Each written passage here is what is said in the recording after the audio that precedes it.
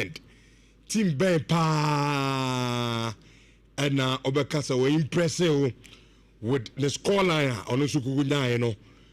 Team Ben na ujide say this weekend oya de pa ubetimi at the answer no afa YouTube and Chat TV na ye comment ni abane abekenkani na no etimi at the amam said ye nra me ka kire mo awo Richardo TV and them declare a public holiday a Manchester United day tienu bia nkwadwuma muntina fi mu didi na monna isan se die BC dano Manchester United akwakoye enti ene ebe kansam ni pi bra YouTube and Chat TV na subscribe mami die tiene over the weekend na nya asem keto akra games are do to da every Monday bia no we say transit here review of games you know na ya checha ya dwen etimi dia fa ho of course the big game ekoso ewo Anfield ebra Liverpool tifie ema Manchester United kutwa na kaminu a omote kano baako Nottingham Forest team say agu omo nheda nya de enti Chelsea ko hye ne miensa eheda nya news omo say ompo ya no mu coach Postecoglou omo apam na adonso nsemo ha Fulham na no eye London derby and also na kutwa meka baako a Fulham for no entimi anti City she mienu Everton and so entimi anti La Liga Barca that MS of the game and I'm show 2-1 Editia Girona Etefen City Fiema Real Madrid go try na kaba komo entimi anti so games you know of course Milan etina fiche Fiorentina e come you know take kano baako Roma City fie ema Inter ko try na kaba komo entimi anti Torino nsutwa Napoli e kaba ko a omso pray omo entimi anti a atiefoni na no yebedi nkomo no etimi edi amamo classic anu so akoso Germany na Bayern Munich and Borussia Dortmund and a boy Bayern Munich HSA fi omo form no awosoro papa mutwa Dortmund e kam yinu mo mote kano ba kwano so atiefo yebedi nkomo no etimi edi amamo abo dwumadie no so na yabefie CAF Confederations Cup prelims no Kumase Krobia Sante Korona omutina dia transfer so de mema wako Morocco betwa makaba ko a omo entimi anti sempi na ko kanzito ade atudwa no so no yakoba na yabedi san komo no etimi edi amam of course Ghana Premier League with 6 matches no half of folk Abraham awobrekum kotwa brekum Chelsea e kam you know omo entimi anti yakoba didi drama ne achechim the buyer has a question 2 some board so chim the buyer almost lose to Hasbrook come you know omo entimi and this and many more Monday additional Nhyira digital passports at for yatenas yedini nano at the Abraham Nemon just a common in the ba na Fifi Manfred and afi Bismarck who be empire la ebe come home na you run some a preview games no sorry every games no and so etimi at the amount so joining live our YouTube and Chat TV now the Monday edition of Nhyira Digital Passports no also a part of the show. Good morning. The show is airborne also bekanwe na fi yemfa dwumadi no nhyase emfa emamtia kwama na niaba ni abedin community ade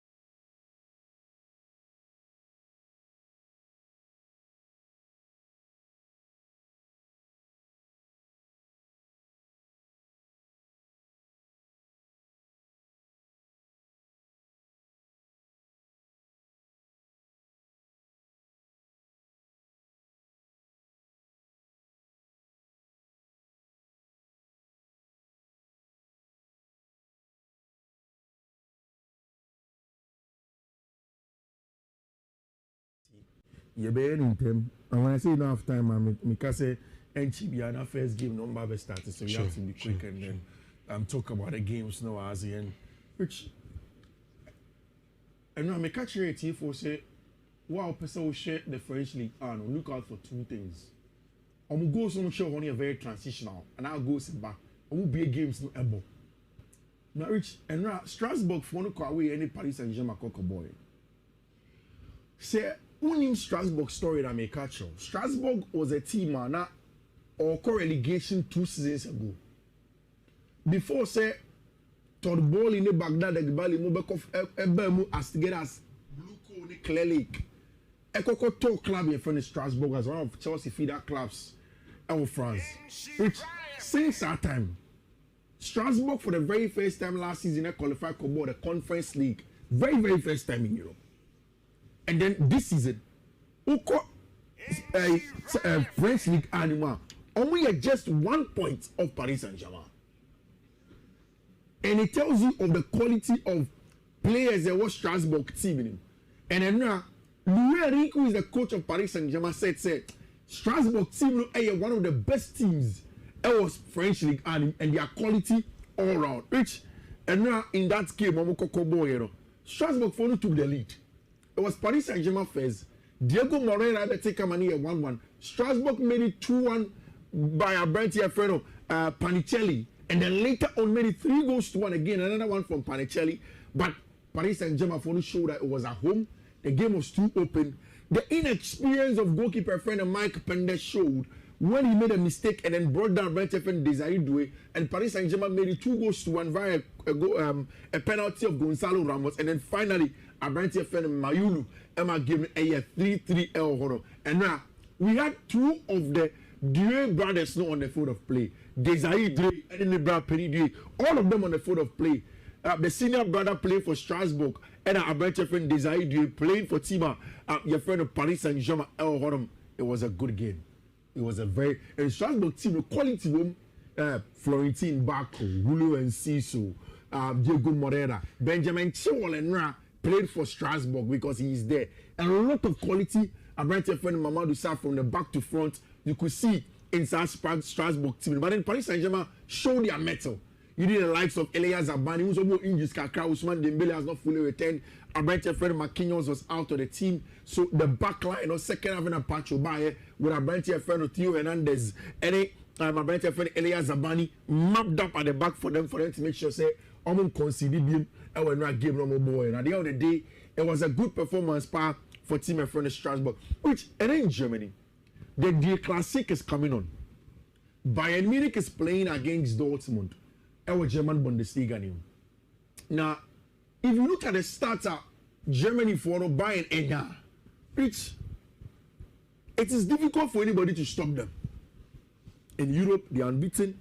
In the local competition, they are unbeaten still.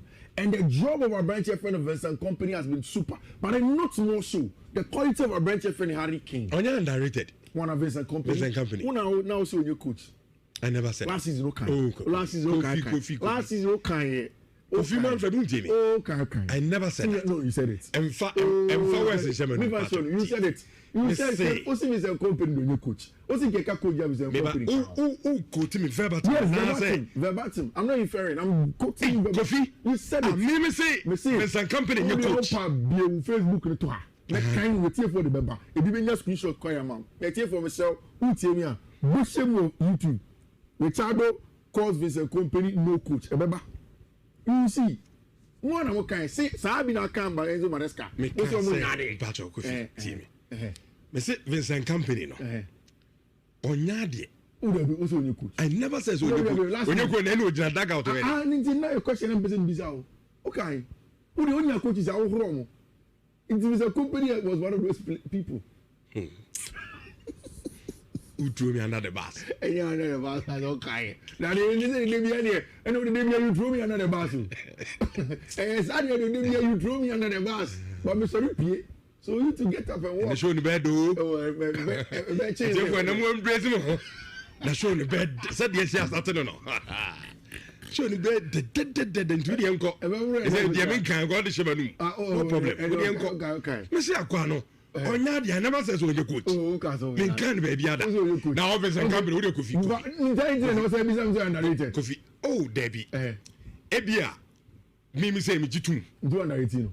Some under 18, but now Oh, was I say prove me wrong? Oh, shit, in top notch. The whole brand. I'm there to tell you. The whole brand. What's your favorite? The what you we there unya been to Ghana. New Jersey. Hey, that's all. No boarding pa. We don't want to know the price. It says if okay. Yeah. Okay. Yanko. Now come baby. What's it? Now come baby.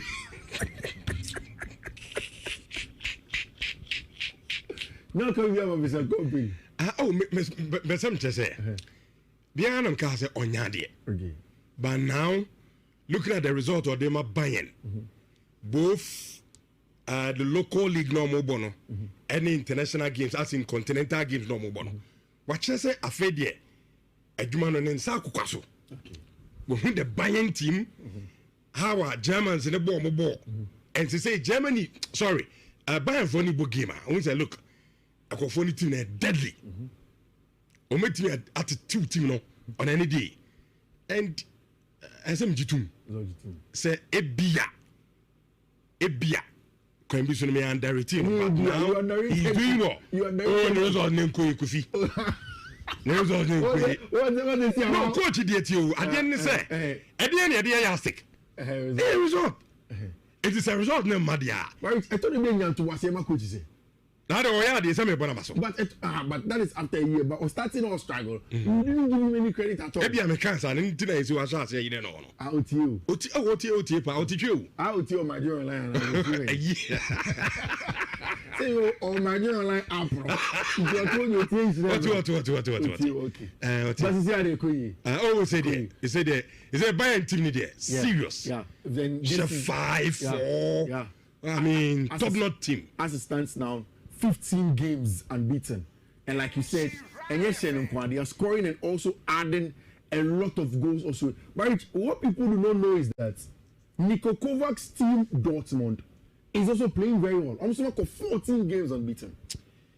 I ran to a friend, Ahmed, watch us show Uti, Ahmed, come message you. Oh, yeah, but today, make me a camera message. I'm for the Ahmed say, okay, vividly. Okay, Ahmed, vividly assassin. Oh, need now a message. Okay, Ahmed. Okay, say this same platform, so I'm kind of. No, she's saying I'm kind of. I say he said his level is not the standard of buying. Sound of us watch it. Or what I say. The enemy kind, don't person say. Ocean Funds Company. The level no. And the buying standard no I say a bird brackaka. Okay. Buying level. Okay, only how many Yamati. So what I say. I never says on your coach. Okay.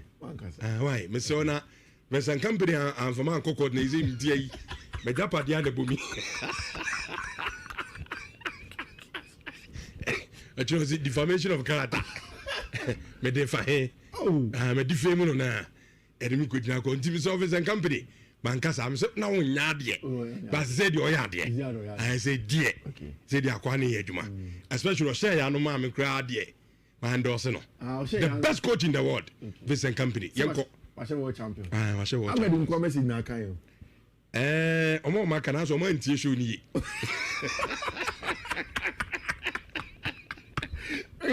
In the number of games that Bayern any Dortmund, Bayern 69 wins.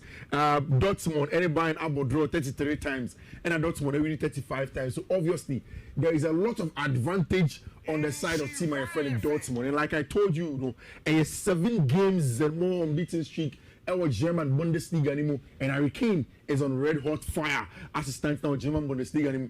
Possible lineup I expect say Sasha Boye and fullback Dio Pamecano, Jonathan Tah, Konrad Laimer, then goalkeeper Manuel Neuer, Joshua Kimmich, Serge Gnabry, and Alexander Pavlovich will make the midfield three, and of course Michael Lees, Harry Kane, and Luis Diaz. I mean making them.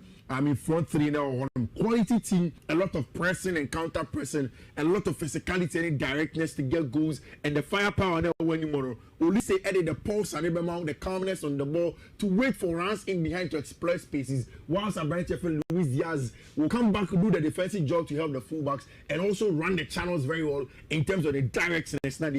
You can want on the side of team my friend buying Dortmund. There is some good news. It's the return of our friend Nico Schlotterbeck, one of the best German centre backs that I have seen. Solid player On a branch here for Ben Sabine and Anton, who sits in a mid in a back three with Sessignon, Stevenson, and Yohan Kutu, and Metro as the wing backs. Then Marcel Sabitzer, and a branch here, your friend Mecha will be the midfield 2 double pivots. No hold on. The Maximilian Beya, Seu Grass, and a branch here for the Karim Adeyemi, the reigning African Footballer of the Year. Everybody up a quality with Gregor Kobel in pose. Of course, this is a team that is coached by Niko Kovac, a former manager of Team FN Dortmund. Which the only reason why I believe strongly that this is a game that Dortmund will not be able to win, and they can't even get a draw, is because they are playing at the Allianz Arena. Because Dortmund team is very grand. Yeah, I think my most specific bet option for that game where both teams to score. So yes, it will be call Bayern to win, both teams to score, either team to win, both teams to score, or Bayern or Dortmund, either team to win. But I'm certain that there are going to be goals in this game, and the both teams to score is a very, very good option for me. Rich, quickly in the talents here, and then Roma airball Inter. Maybe say that who is a company, so I know Christian Kivu. And I know Rich Christian Kivu there. I don't know where he can take Inter to. I don't think I take Inter to where Simeone is Gideon Koeno. But on the flip side, at Roma, Gian Piero Gasperini Jumano Atalanta, no, he seems to be doing that still in Rome. And then on top of the Italian Serie A, AS Roma and Daho, with Napoli second. After San lost to Napoli against AC Milano. That is the story over there. The last time Inter Milan ever big game was against Juventus when they went away from home. And this is how the Italian Serie A table looks like. Napoli, Rome on the same points, 15 points, goal difference. Napoli on top with +6, and then Roma follow with +5. Milan 13 points, Inter 12 points, Juventus 12 points, Atalanta 10, Bologna 10, any Como, any D'Souza, Rich, in that game, big one that's going to go on in Rome. My money is on a double chance to Roma. Away Elfie, so meet me so much. After say Inter Napoli for a drop 8 points the last time against AC Milan, and then staying at home to win. I think against Torino, they'll go back to Turin and get a goal, get a win again this weekend. Sassuolo, Lecce, Pisa, and Hellas Verona, be keenly contested. Italian Serie A, and I think that this weekend Italian Serie A be very, very interested. I didn't see that. Spanish La Liga for no. I say, I like what Javier Tebas is doing. Already. Javier Tebas is honestly only way more nyajini. Only Barcelona for no nyajini in their push to go. Javier Tebas they call friends in FIFA and UEFA for them to look at it. Okay. And they said there are no FIFA rules. Yeah, there are no rules. Yeah. And then when I mean explain actually say they call it the line in sand. Like a can draw on him. BBI so it's really nothing. It's not something that will sustain for a very long time. But it looks as if other teams now Spanish La Liga and also any Barcelona and Villarreal. And I think we've extensively discussed that here. Sure.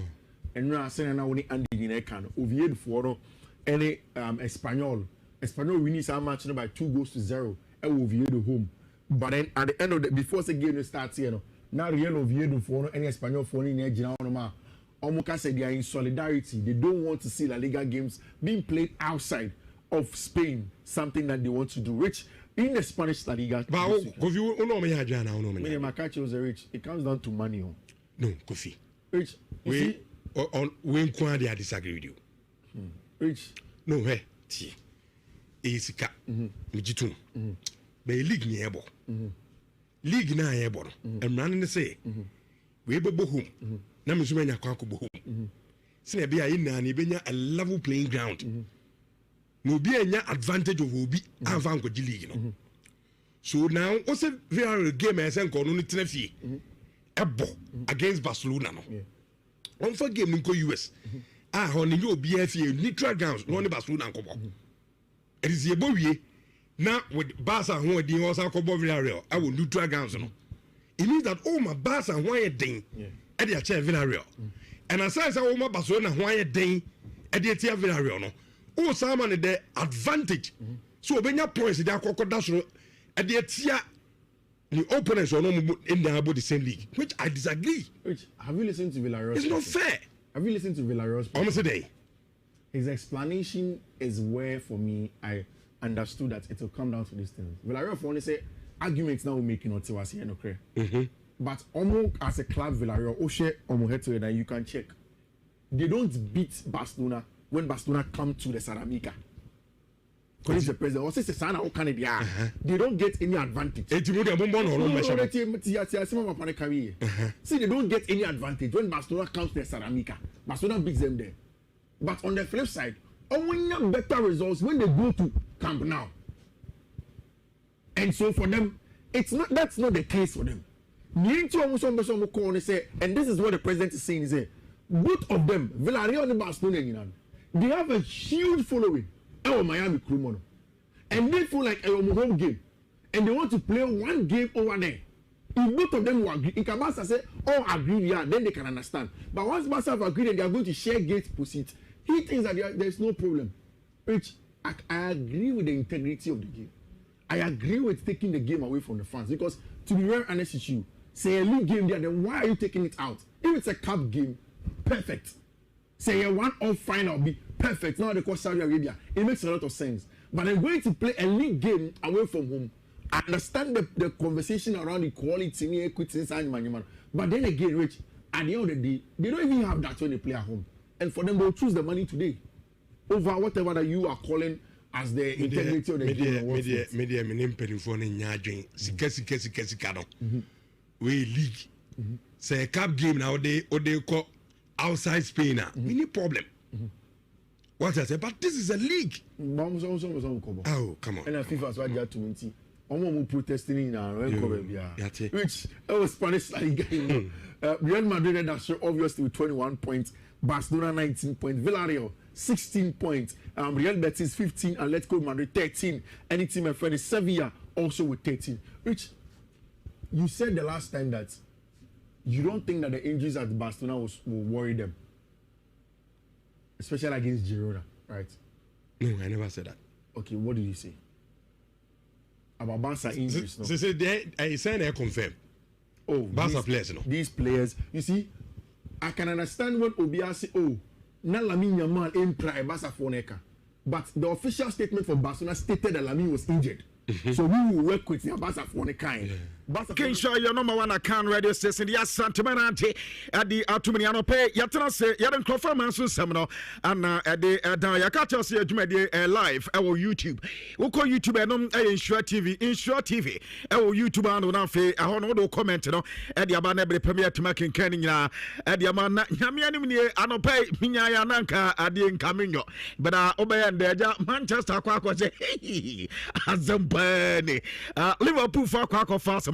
And team anope yabe yabedi ho enkoba kaka na no so atime wie pe na boamie na ya fast na fa mani mekwa na anope no mo ejina ye church jina pa gudem nsam na yade ebrebo makato se sika yade ahuhia ye panti ufa phone na dial star 262 has star 262 has na fe ABC games no atime twa bi na ABC games no e na chese emo anye sika di boys di sika na every 5 Ghana ekọ na betime di atwa ABC games bi na nyame anim ne draw no na hodo miensa first draw no aya no panon du ya draw no eto jaden den ya Adum TV ana afa ade se nwumene no nso no.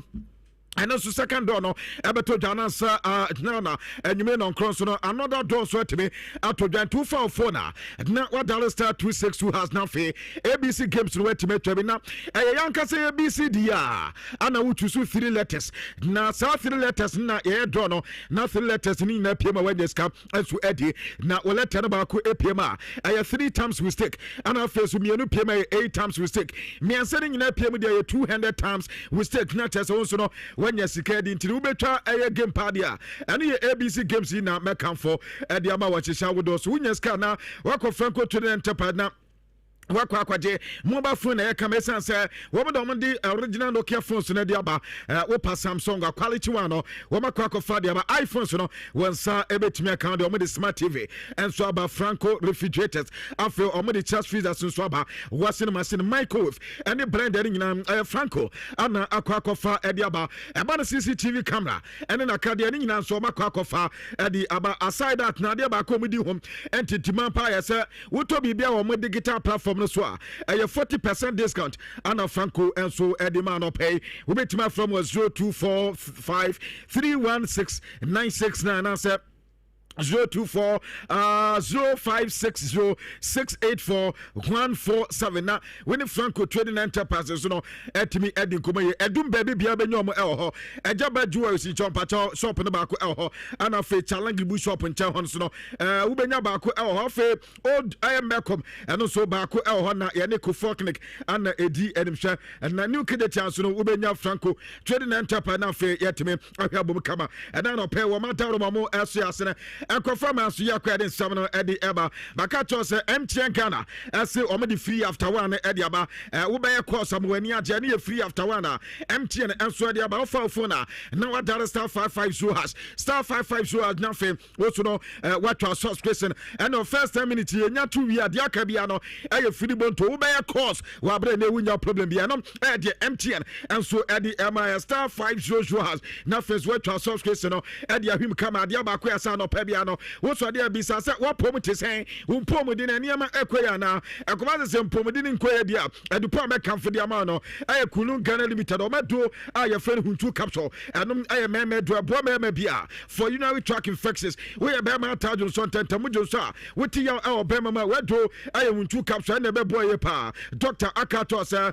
ade se we no prostate enlargement ana tetwa winya bi enum e boy esiese ni ye pa edema afen so no ade se sabio wadun so we open ceasefire edo bi anka da be usani ma depe edo chese wo be mamu aka edo be bo no enum huntu capsule fe Mr. Kill there edo ye meme do sexual weakness no ye the trust will libido na ofoma ebe bo to ni nyina said dem waste space no ebe trust premature ejaculation ana fe slow erection wado Mr. Kill enti be ma bia nya bi ne oba wo so do araba bazin tabet no no oba bia no ma esese o ma yo se mata se oba and ye sabi unu uru akompama ene ma timi koye de ma aba wontie anasa woni be ma se nya tinka feelings wo de wonya bia pato edo be bo no araba bazin tabet afi eno ati menstrual pains menstrual disorders ni nyina betwas here at the mama tasa won so ayo bem enter do pe wo pedodo atoato a eno so be performance ni drug shop a wa Ghana afena ba bia kunu Ghana limited so no we betimi na din komo awo 0244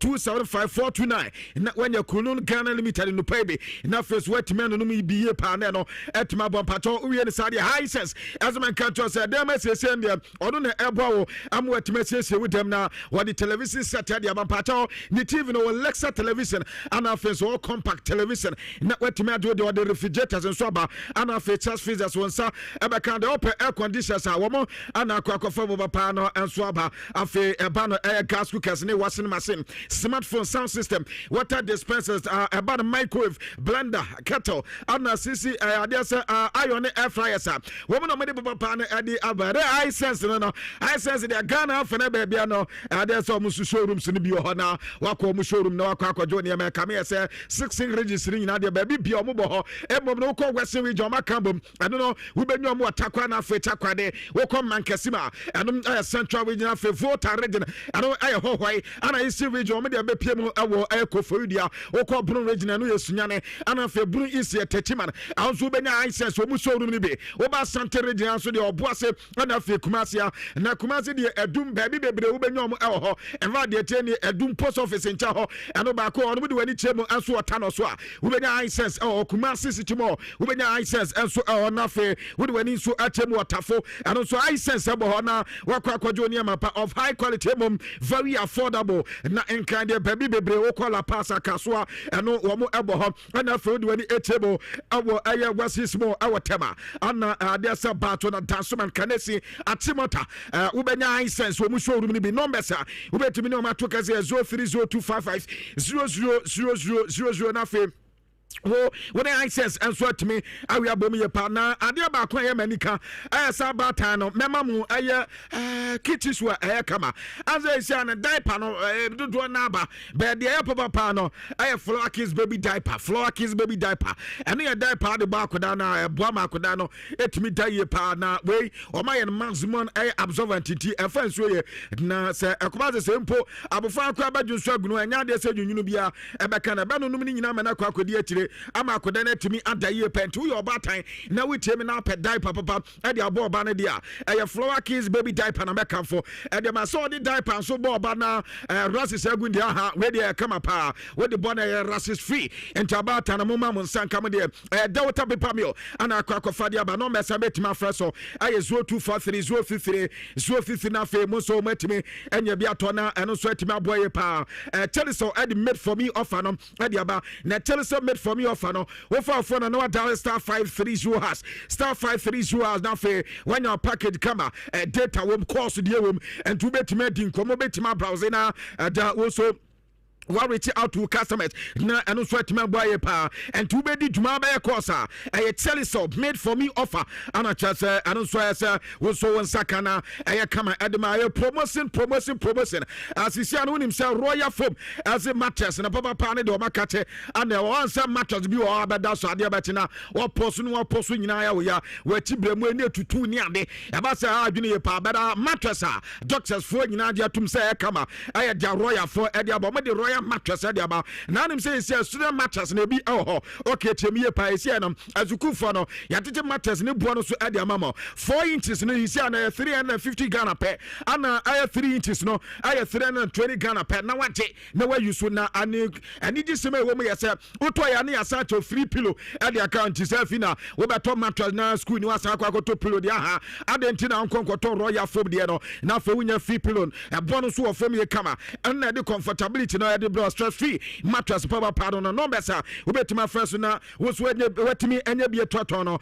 aye 020271 000 na fe wo so afre royal for na omonso atima jusu ye pa na makato say hisie no wo pe ade aye kama achas disposable handkerchief dia flower dia pano na kama sisi flower say yenya juntuni kase pa wo Ghana ha achas ntie bia na oto anana no wanse do Charles Kwadwo Fosu de Lumba na nenwom yi in fact nipa bebre ho abo mu ye pa ano na flower say woye nkaye dum na fe wo me de akire ni so de achas ampa de Lumba nenwom wo boy edema o man Ghana ne yeni aso ana impo ni wati ade say ne Ghana for dodo na etie nyom ebi edi enya hoden ebi nso enya futuo di fimu ebi nso di nya de sakra ne ade enti ano na omaye tissue edi aba acha say ye de yanka yedum edi amopai enti ye de Lumba fan ana say wo de tobi fasu dem aso ona na nka so mo ba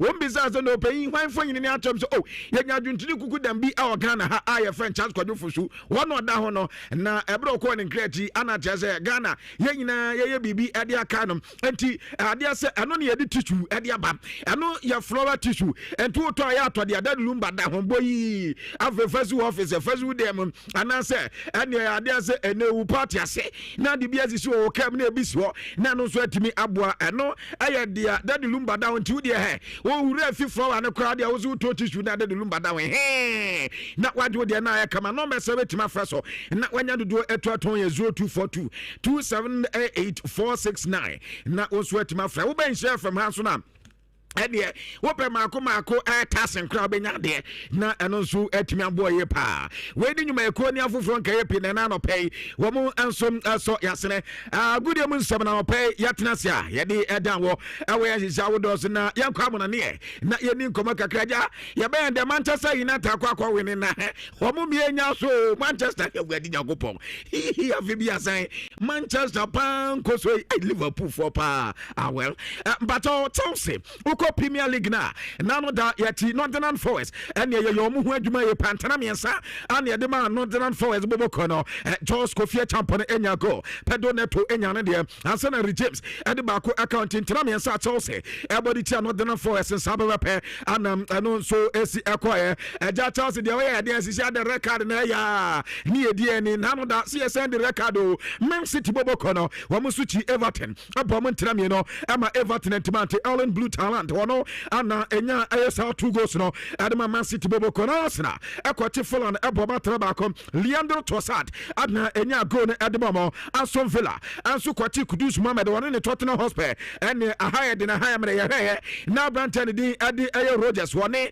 Branton din enso ade Buandia wo ma bontena me no ama Rodrigo Benteke enso ateke ne bako ade ma Tottenham Hotspur no aya ntena no so etoja ene daddy mbiobo daddy 2 minutes daddy 2 minutes na trena sum ade ma Manchester United on the 78th minute and Liverpool for etraya na Cardiff Gapo wati enim say ja 1-1 ye de ba bepon e wo Anfield we never walk alone abusia say walk alone nya ba so wanya Harry Maguire na Harry Maguire de wo say winning goal say ano na nya sam kotokra Harry Maguire about the only goal at a toto ade ma Manchester United omo ansuti Liverpool bom ntena me no a wo mo timu ba kwa no aye matters ha eto da the notable one of Premier League no mo anena no pay ye di eba our screen so nyame anim ni Arsenal bobo ko na din kan our league table no so 19 points and Chelsea kromo wenya team and the Man City one our 16 points or toss me no and Liverpool toss me answer one more 15 points but AFC Bournemouth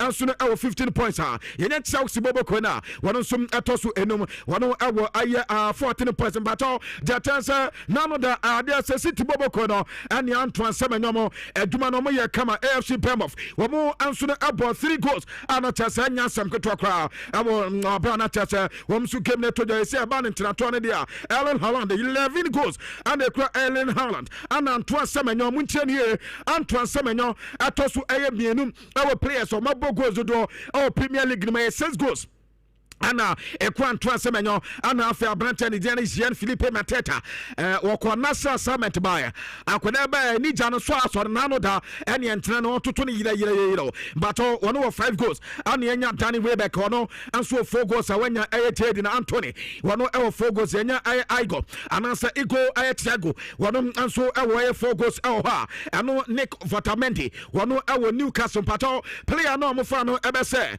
Alexander Isak na no so 4 goals and a reporter atoja ewo dwumade so yako La Liga na yedi nkoma kakra Barcelona anso achijuru na bo mo ntena mienu a wo mo timu ba kwa Branton de Pedri Gonzalez ono enya goal ana Ferrero na Real 90 plus 3 minute goal ana no so enya Asovisa wono anso ebo ayatana ba ko anso Edema ajeru na no ye reporter atoja ewo dwumade so afi yenya Atletico Madrid wo mo ebo atana ba ko Chergo Amada wono nya the only goal Sasuna wo mo entmante Madrid so Mbappe enya go Edema Moraba 2 red cards akwadi ama Hetafe na sanko bampato Hetafe headquarter akasa at the first game no no pay ye bedi hu nkoma kakra but Madrid ukopie mu ewo La Liga ma women LED 24 points and the Cromo after 9 matches yenya Barcelona no atosumi no so 22 points yenya Villarreal anom aye Tomate Pate ni team no wo motoso aye miensa awo aye La Liga 11 points and the Cromo and Atletico Madrid and so tosum 9 or more 16 points and yenya Rebetisa wom anso for 16 points and a reporter atoja awo La Liga man no pen ya catche e dia ma ban ntina to ne dia sisi akili Mbappe lo 10 wo kura 10 goals and yenya Nhyira na Alvarez wono so no awo 6 goals and yenya Branta de dinere Eta Young wono anso 5 goals Vitad Muruki wono anso 5 goals Vinicius Junior 5 goals Andrew Silva 4 goals yenya Ferran Torres wono 4 goals Javan Romero anso no awo 4 goals no dia efi La Liga pa awo dwumade so na mamenko etiana Seria Mendy komo kakra towi no bobo ko no nyame anim ni omuti Napoli ebo matara ba ko Branton Dean adi Simeone wono nya the only goal enso Edemo the only goal ba ko pe ana Branton de de Bone enso nya Adema Inter wa bro mo so eti Roma bo matara ba ko wo mo entmante na ko mo bobo ko san krofo we na no da meka mesimu hwemu ye na Juma sisa South Fabregas e man ko dani di no the next Northern Forest is here ejija the next Newcastle out of some Premier League and say Crystal Palace and mu ho Mombasa enkofo no ball pa ko mo nkoda no masa ball Branton de Nico pass akuda we mababa catch us Chelsea edit neti and afa Madrid de Frankasa I say one better Madia Baka Brantano and your grandson Brantani the caps and some and your go Edema Como and Tomati Juve Abo Juve and Tammy no Abra Juve and Swentimante now Sanko Fowe when we game now Moboyano and one Bacosamo Mebaso and so the Amana Inter there's Lazio Rada Wamana Atalanta Abo Jojo and I Similan and Suchi Fiorentina Abo Montenami no Momo Timbako Abrantani Dinadi there's Rafael Leao Chamai SCJ Pa and Tenami no Wusia Anna Gusens and so take Kadambako and Fiorentina no reporter Ato Jazisiano Okoa Similan LED 16 points the Chrome Inter Atos me 15 points and Yanya Napoli one and so Tosso Emi and Samo and so 15 points Yanya Roma one so Tosso 15 points the Chrome and Sana Bronya and some Atoso with 13 points and here reporter Ato Media Sabrantani Din Adi Osolani one Ricardo one in the LED 5 goals and the Christian Pulisic Captain America 4 goals Nico Pass and your 4 goals and your Brantani Din Adi there's Juan Ayaponi one who 3 goals and Giovanni Simeone and 2 3 goals and Rotalo Martinez one also 3 goals and a reporter Ato Media so Woko German Bundesliga Bano Leverkusen one so Equity Menso 5 Elbomentana 9 I'm Menso 5 and so Timomiansa Abrantani Din Adi Ayagremeto one no Abontanam Elho and Sana Brantani Din and so Adi Kofane and ya go Elho Adia set Thierry and so ya go Hedma Leverkusen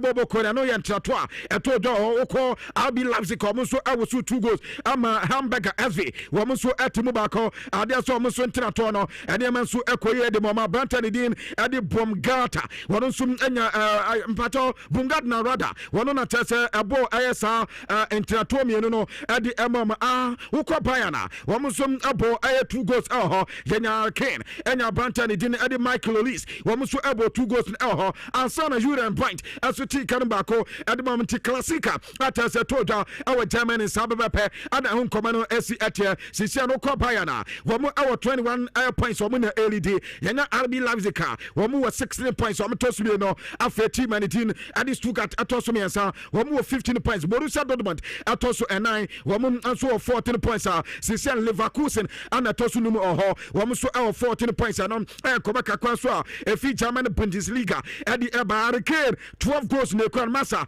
Abrantana Elbow and 20 year power and Sana Kan Uzan and so Ekra 5 goals Luis Diaz Ekra 5 goals Christopher and so there's Bongatna and so Ekra 4 goals Anna Yanya Brantani Din Eddie Finesk and so Ekra 4 goals and we uncover Kakwanswa a former Eddie Eba Brantani Din Eddie Yas I answer Munten we come say we the answer 4 goals Akabna Oto day how many nim no meboy kama we anya ibia anti wono wo Union Berlin but all minima ila sansa wono anso awo Union Berlin mo kofa demra 4 goals no ase kwabna one Michael Olise mu nyina ekra 4 goals ase ugura ase kra ekra 4 goals akwabna to wo day and team no so ahon koma kakra ne yanko friendly Ghana na yeni djuma kakra ho na oko friendly Ghana oji sinis na no da omo pontana miensa ama Leon timu mi no ana afa team and team Adi Ankesh womani Monaco bo waman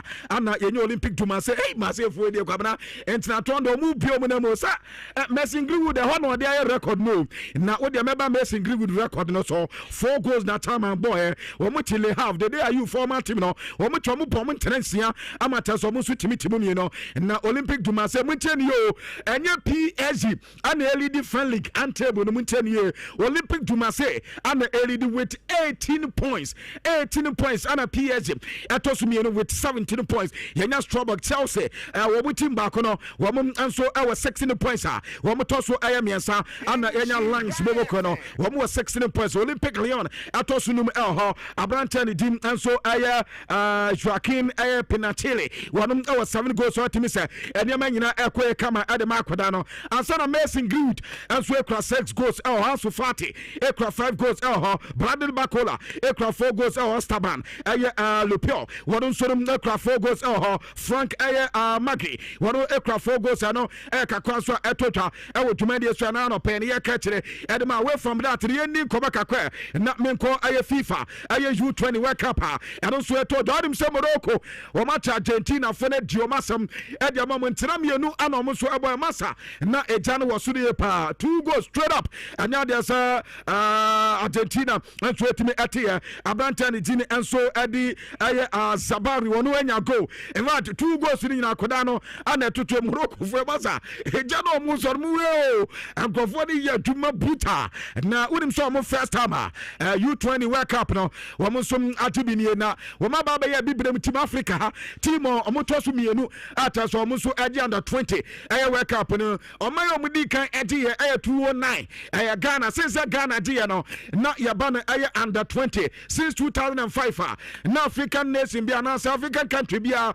and so ntimi njibiem kopem say another Morocco for the year duman kama and so Argentina for wins amampa he said the bibrem ball no omo so pejenti muncheni Morocco the last edition our FIFA World Cup in pay for the semi final ana eja ye wo ye come to mo bae wo ma ye aduma ye pa kwabna the year on you know Munso under 20 after so Munso akwa to the final and it tells you that this World Cup ayeko wo America no Canada ana Mexico no Morocco team no mu hwe ye aduma no mo ye kama ye pa better nyamom no wo mu ne pay for Ghana France Ghana na di kan enso ebie akwanya Graham Potter wo bi so gusu agidi ye pass Graham Potter ye coach na yes ikra de kwabna sebre bi de yo Graham Potter kwabna ya ne apam no baby oye adwuma ye kama ye bright na sa baby obeko bia wonya de ya tie ya se Sweden fo sa na no da no bedwa na nim se Sweden team kwabna o se ye de mana ye obeye ni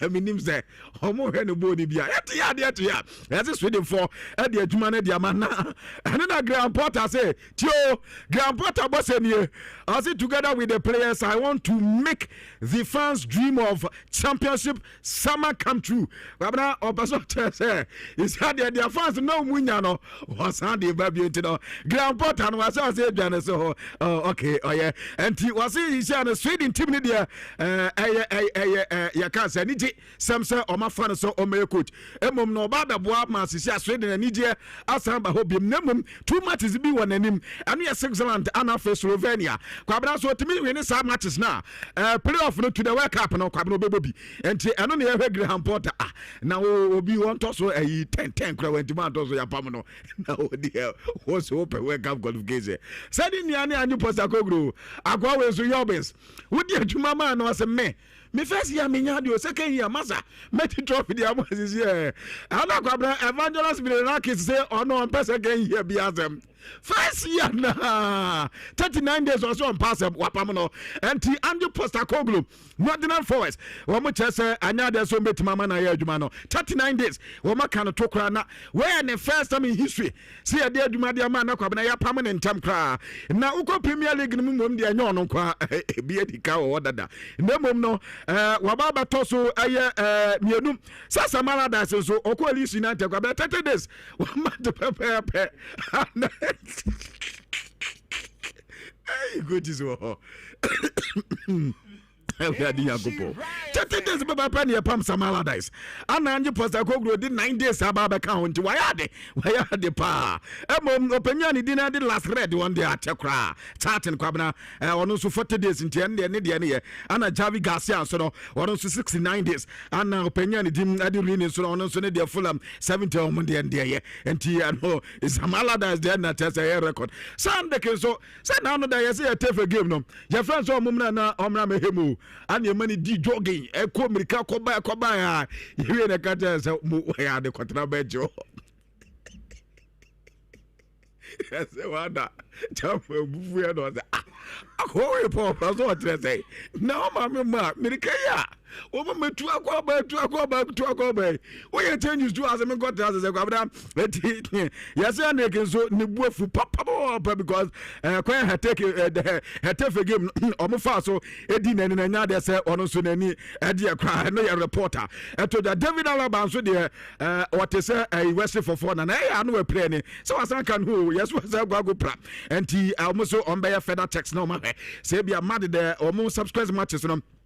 want to be and so mobile farmer man a reporter told that Mekato said come for no 1 year record be since 1952 kwabena 1952 sir kwabena say 1957 boy yeni ato ante papa yazi come pa so munchi juve and so mo de BC da feed 1952 na so mo ko ti abre so o mayo Como for the South Fabregas massa ball power teta and as you were funny name sa omotiane and tell me lusus 20 almost making history and so na sisiana ama o league no ama ba betosunum na yesi South Fabregas same asamba kope ana wo katan kwada no wo mo call dressing room no ana so mama football na easy so be help football na easy kra na modern bo ama ball kwan ama fa so aye aduma no mani adum wo ye papa morani pi matima se juva ade na no no samo to so ama mentality no atwa so masa ene ye betimi aye bibi enso ewe league mo ento on dey say obody players na ba so we game ni dey ebe easy ade ma beda difficult tax ana chance nkoda na enso ehwe e divide ade ama na ni enso atimi adie pe no South Fabregas head coach enso adi emakomo enkoma kakwa so ade tuta ewo dwumade so na sisia na Kylian Mbappe ani Erling Haaland sisia no wo mo ntena to no dey 11 matches straight goals and Tesomania and 11 matches on my boy in and Crawford goals. Now, the only player I know I have been in recent years now. I Cristiano Ronaldo. About 12 matches in a row. What's happening now? She said, I can't one game pet, any one goal pet, non Crawford at Mexico Cristiano Ronaldo. 12 matches, 12 goals. About tennis in our competition, but he said, Erling Haaland and after Kylian Mbappe on record. Wamusugu so Musu Eba and Kakanga Kano reporter.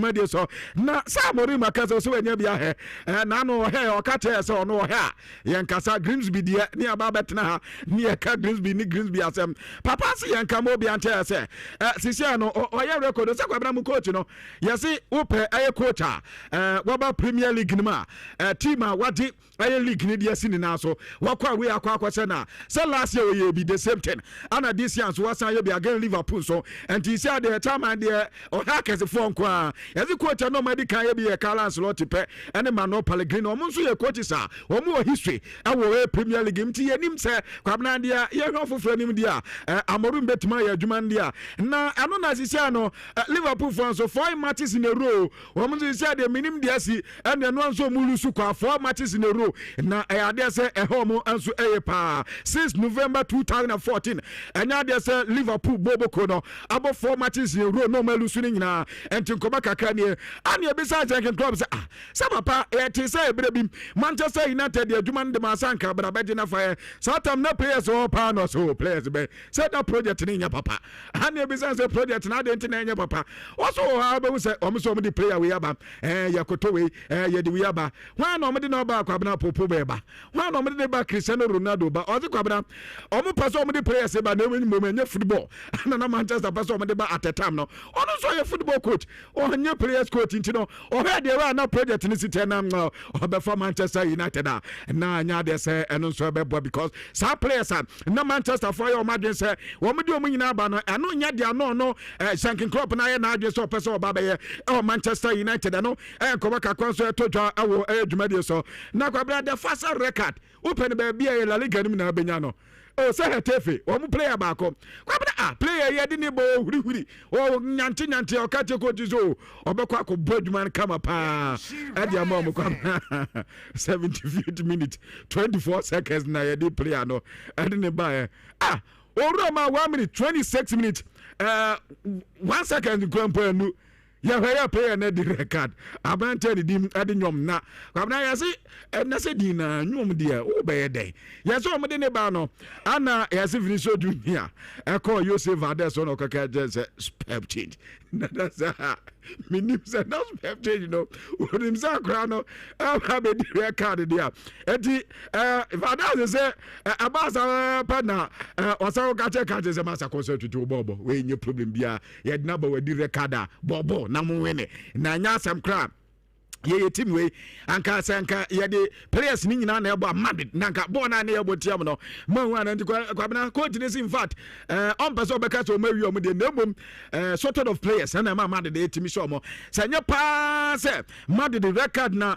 wo mo so etefefo di nanka Madrid be si dey enso aso mo ntia na ye reporter eba sisi no Donkor so confirm say Hans Flick on be man counter the sense na afi etimi abo am opanyin na ye adwuma one ne backroom staff ni nyine say wakyere adwuma no betimi aye na ano na wala porter say UEFA 4% wo mudi edi omo pa ana ebi so omo say no say UEFA 4 say omo breach financial wan enti omo fine no so yeah fine say 60 million euros they na den kwabra mba fa ye tua sa 60 million euros na wo mudi FIFA ka 50 million ana nka say omo ti ase na bibia ya kama ana UEFA 4 kwampa ya omo adwe say nanka wo mba ba ni omo say na UEFA Champions League no anya de so betimi so abobi omni UEFA aguso adi hu nkoma atese omo yese bibia so betimi ayekama enso edi ama omunti no eno ye one report nkoma kakwa so a wade tudwa na eno na Ruben Amorim say sisi ade ode dia fans ne pe ana ode mom papa wa hemienu bi ato asunti no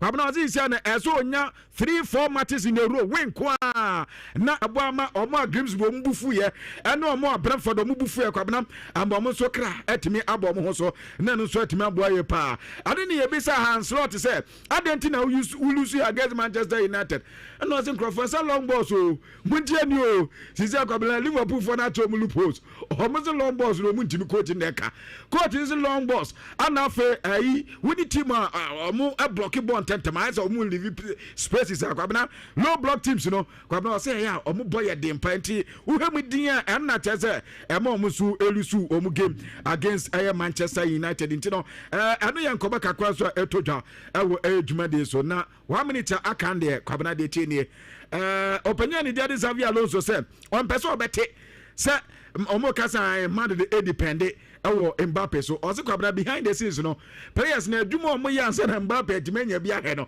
ento ba be ka ten say Mbappe team in fact on to ase do ukine ne kan onu be dia tumi ya say Mbappe say de wafo ne ntoma pa efra entrato no bibie koye de ma o say de kama na so be ka say Madrid say de ombo ni nyina Mbappe team de in fact no ya de a wono so enye adwene ye kra na say kwabna record na asi o na ye timi obi adi bia makoach adi bi ndi say ade biem na aka say owners no esubedi omode ani ewuze is the record team no mode ama ya de atum because is there sabe be no betu nkuna ne for no adi bi adi biem na aka Chelsea pa de asebo beta ejana so kwabna mamemfa ensia nim say na yenya kwa got at cardboard hodo okay Mr. from me Eframe apeke. Yeah, for us, Kwabena apeke. Kwabena apeke. Oh, okay. Martin Common say. What's the Liverpool team and the Mayade? No credit about capacity. And me say, Mammy, I'm a mama basso. Okay. Liverpool, my son, the Mayade pa. Okay. In fact, Nemum, we possessing India and the Amfakra. Both possessing India Amfakra. Amfakra. Ah, boy, Liverpool for boy, and who goes no more say no. Oh, here, Omwezi. Mo boy who game no ma and who goes na almost say na ja ma advance my yard mum there say go na na ehia my yard okay my yard ayi pato we we Nathaniel Kwe come here kweto Nathaniel Kwe e wo kaswa okay wase men kan cho say obo abaso okay say my yard pa we there okay Saturday asem na me kan no na say ka say prophecy but amount for refi kwabena prophesy me catch them say ye bobo game ni be wi Anford no me TV na chi na me hwa say ya na we dey me name supporters o chacha entie chacha ni na no wo dey tie na Liverpool supporters no ma 10 against o mu team no na ni bo mbedi na tem Mo Salah akwe wasa akwe onya de na ekoto no no Manchester United. Yo, Kwabena apeke for you me. Maybe. Bo Manchester United. I wish Senka say Premier League no. When you be say new akwasinya butreti. Team na amorim na hye sisi no. Amorim no. Why? Amorim. They say my friend Penny for so another 2 years and 3 years no. Mananya 5. Akwa no betimi aye adwuma no. na say Premier League na ye bon teams no mutimi ne mo enti ye per Real Madrid kakra Barcelona kakra Chelsea kakra PSG teams akese no omunyi players no na munye no combined 11 na monfa mo Manchester amoru team na wa na akwati a serious Abasa into the team Liverpool for na ma ho kwan into the me the West. Oh my goodness. Manchester United amorim nti enekra ma declare public holiday Manchester United day upo holiday obi antre fie ni di okay yanto adwumade no so 4.5 me catch am say team bia Chelsea ebetimi ahye ni bia chena fala ne akwaba na ma be cancel bi di akyemo na etiefo de etienie someone say dwumade no ba so ye frɛ no osei krom ache say they say Manchester United ache no saa no osei krom aye ache saa na dwumade me patro de etienie osei krom ache no aye rush energy drink amo empanifo na akeka bo mo de anwomtofo akese eba Kumasi Ratu Park nyame adoma on the 31st of October yay Ratu Park by de Jeba deba Koku Smoke my boy and so rap life eti Kumasi achene die hey entrefie lazy miam fa hosa tetem yenhia Ratu Park nyemo name yensanyi yeni ha onyanto tikita mso tonintam na Manchester after party ne be start the free ho so the ticket no standard one no 70 cedis me patch up VIP a 200 cedis open VVIP baby am me kwakotena no ho ye 400 cedis ticket no be so utobia patch say the city dale star 365 star 88 star 987 hash na dia to tickets so to ticket 70 cedis and say ubenya a rush energy drink na bibiano enso etimi akonkan at the amanese bibiano akonkan ti mesau see you there dami aduma 31st ni na no yemo endemu na ayekan nyina no boys ni bi mpa adwuma so bagan ha yesi nipa bi de se ho game boys so se de no mtikro mu edin se hunu sa eje nkofo sika so na there's this loan scheme bia fraudulent me kan kra kire enye papa fraudulent loan scheme you from World Vision Foundation aye loan hams ma loan betua kakra so na enye te se collateral ne emfa ba sika omje ya kwam na so office ka no so me so mo ani na ho ene World Vision Ghana na Vision Fund Ghana ade abetuja se yen country obia so mo tumi krata bia omo ma adwumakuo bia krata se omagigi ana so ma aye loans awo Ghana ha enti bibi sabu adima per police for na airport mom na yen chom 10 pato penchiremu bi echewe a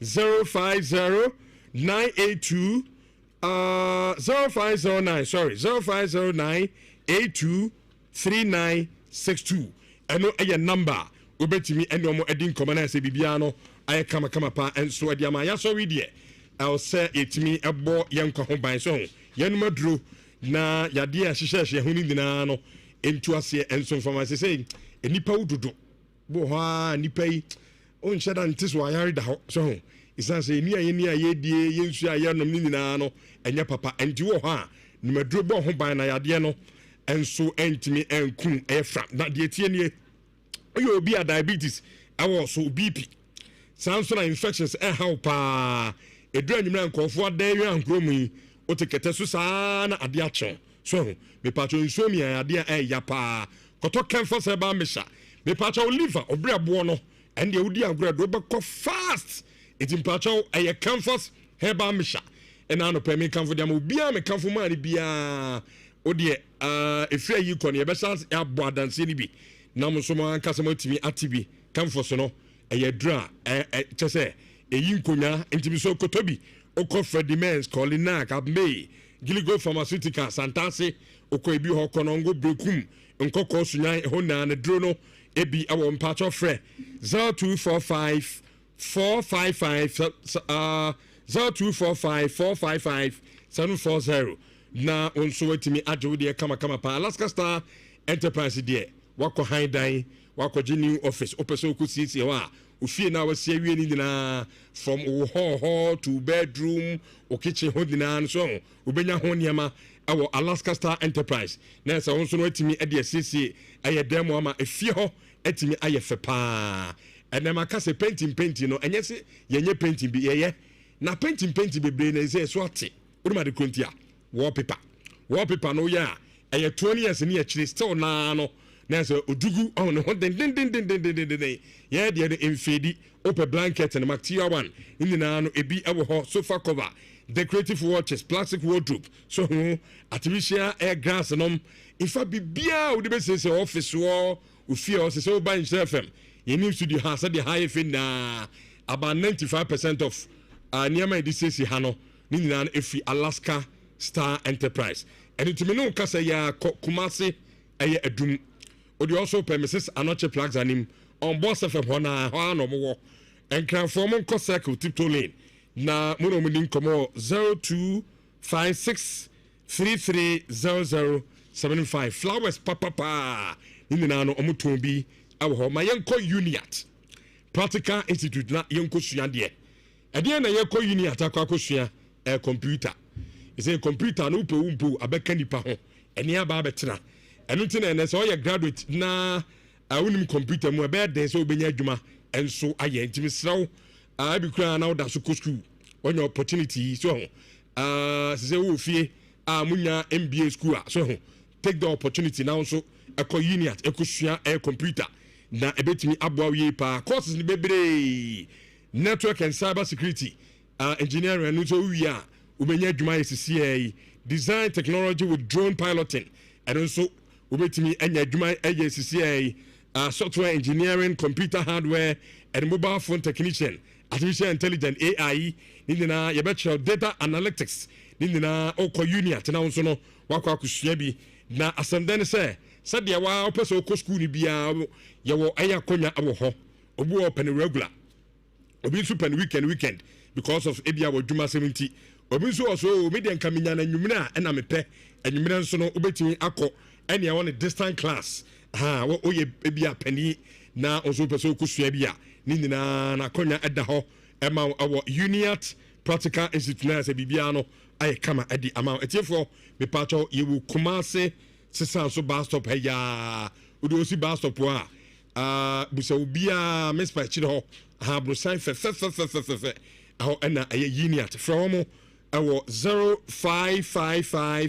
0555383848 na mo ne ɛyɛ Uniat mpanifo eni komo ba ko pɛ na yɛn start dwumadie no emfa emamo from Amwa Automobile na atiefo de tie ne oyɛ car dealer ɛna wotie me o wa bruchiri o Ghana ha o car no o pese o spray a me patro eye Amwa ɛna me kanfo de ama ho o pese o ye body works so ho ye lining na yesiesie car na ma ne ye fa ni nyina no me kanfo eye Amwa ɛna de ama ho ɛna no pɛyi atiefo de tene sɛ ebia na car no di fra bruchiri ban no accident car so ho enti odi bedru Ghana ha no o car wani as o adwumanko be kura na menya na on be siesie kai ɛde ama ho ɛne answer no ɛyɛ Amwa ɛyɛ automobile me patcho kɔ na o car no omunsiesie ne kama ɛma wo yewia ya line nim SP ne kama wan kasa akɔna car ne su ha wa hwe a bebi sa na me sam me car na me de ban na wei wa car wo zu hu sɛ o car no ene su no nti kɔ yɛwɔ apem so first junction ifie na wo pie so na ɛwa ɛna ɛyɛ Amwa enso ɛwɔ mpatcho frɛ no ɛwɔ 0244465764 cardless bia ana cardless bia obefrɛ Amwa bia no ka kyɛ ne sɛ Richard do me mfrɛ na ɛyɛ me good so ho ne bibia no ɛnyɛ kama mfama no pay Monday edition of Nhyira Digital Passports ɔmo ɛna asɔ yasena yɛde Abraham yɛn start yɛ review no na ɛni nkɔmɔ ɛmfa ɛmamo Fifi Manfred Kofi Maresca H. Good morning. Good morning. What to say? But I'm here for. Okay. Now what to say? But I'm here. Okay. Obey also. over say from me kwabena apeki ebe peki 1 week pe ti am ori nya no onye adwuma ne yeah man extra 2 years ye kra be say mo de be 10 years kra my extra 2 years na yenya no 5 go mo be 10 kra they wa build a team bia mpese obehia Manchester it's true team bia mpese obehia Manchester but mo touch ni adwuma it's true Kofi say me say the new segment bi abadwumadi ne so and say and then no you do yours I do mine we do mine oh be kan Chelsea asem me drew Manchester game na me ba tactical board so Chelsea tina me ba ha senior me be medjuma those year wo adwuma okay to kan we dey appointment letter ma no senior you ye dey na me am ba board so be you dey appointment letter ma ye almost state clearly what your role into your role ti ye adwuma e ba ne se ye mpa mu ni pass we free am a new segment new segment only will be and discuss it. You cannot unilaterally impose new segment on us anyway enti enya adwuma yenti ene onye ready so on be there was a woman be posing new segment here say enya new segment e neighbor every Monday be ebe see very see bo game ya me come Manchester that dey share go adi am come that why should we come out obi come and me na me Manchester analysis no and yenko 10:44 this weekend there is going to be the Grand Classic in Spain. Now this weekend, Mekai say before sending a big games don't come on. Mekai say both of the teams, that is Barcelona and Real Madrid, none of them can afford to drop points this weekend. Because one Shini now dropping points at this point in time of the season, when you are going to play a classic, it puts you at a place that you don't want to be at. You play more or less catch up from now to the end of the season, and both teams don't emphasize. Which I think that the cracks are beginning to come at Football Club Barcelona. And Hansi Flick and Kasa Kai after the game, Nyemena Mekai, Hansi Flick say the way any team press counter press it, and you need born back last season. They are not doing same this season. He mentioned it, and it was clear in that game against Girona. After Barca took the lead via that Pedri Gonzalez goal, they sat back. Girona had lots of the ball.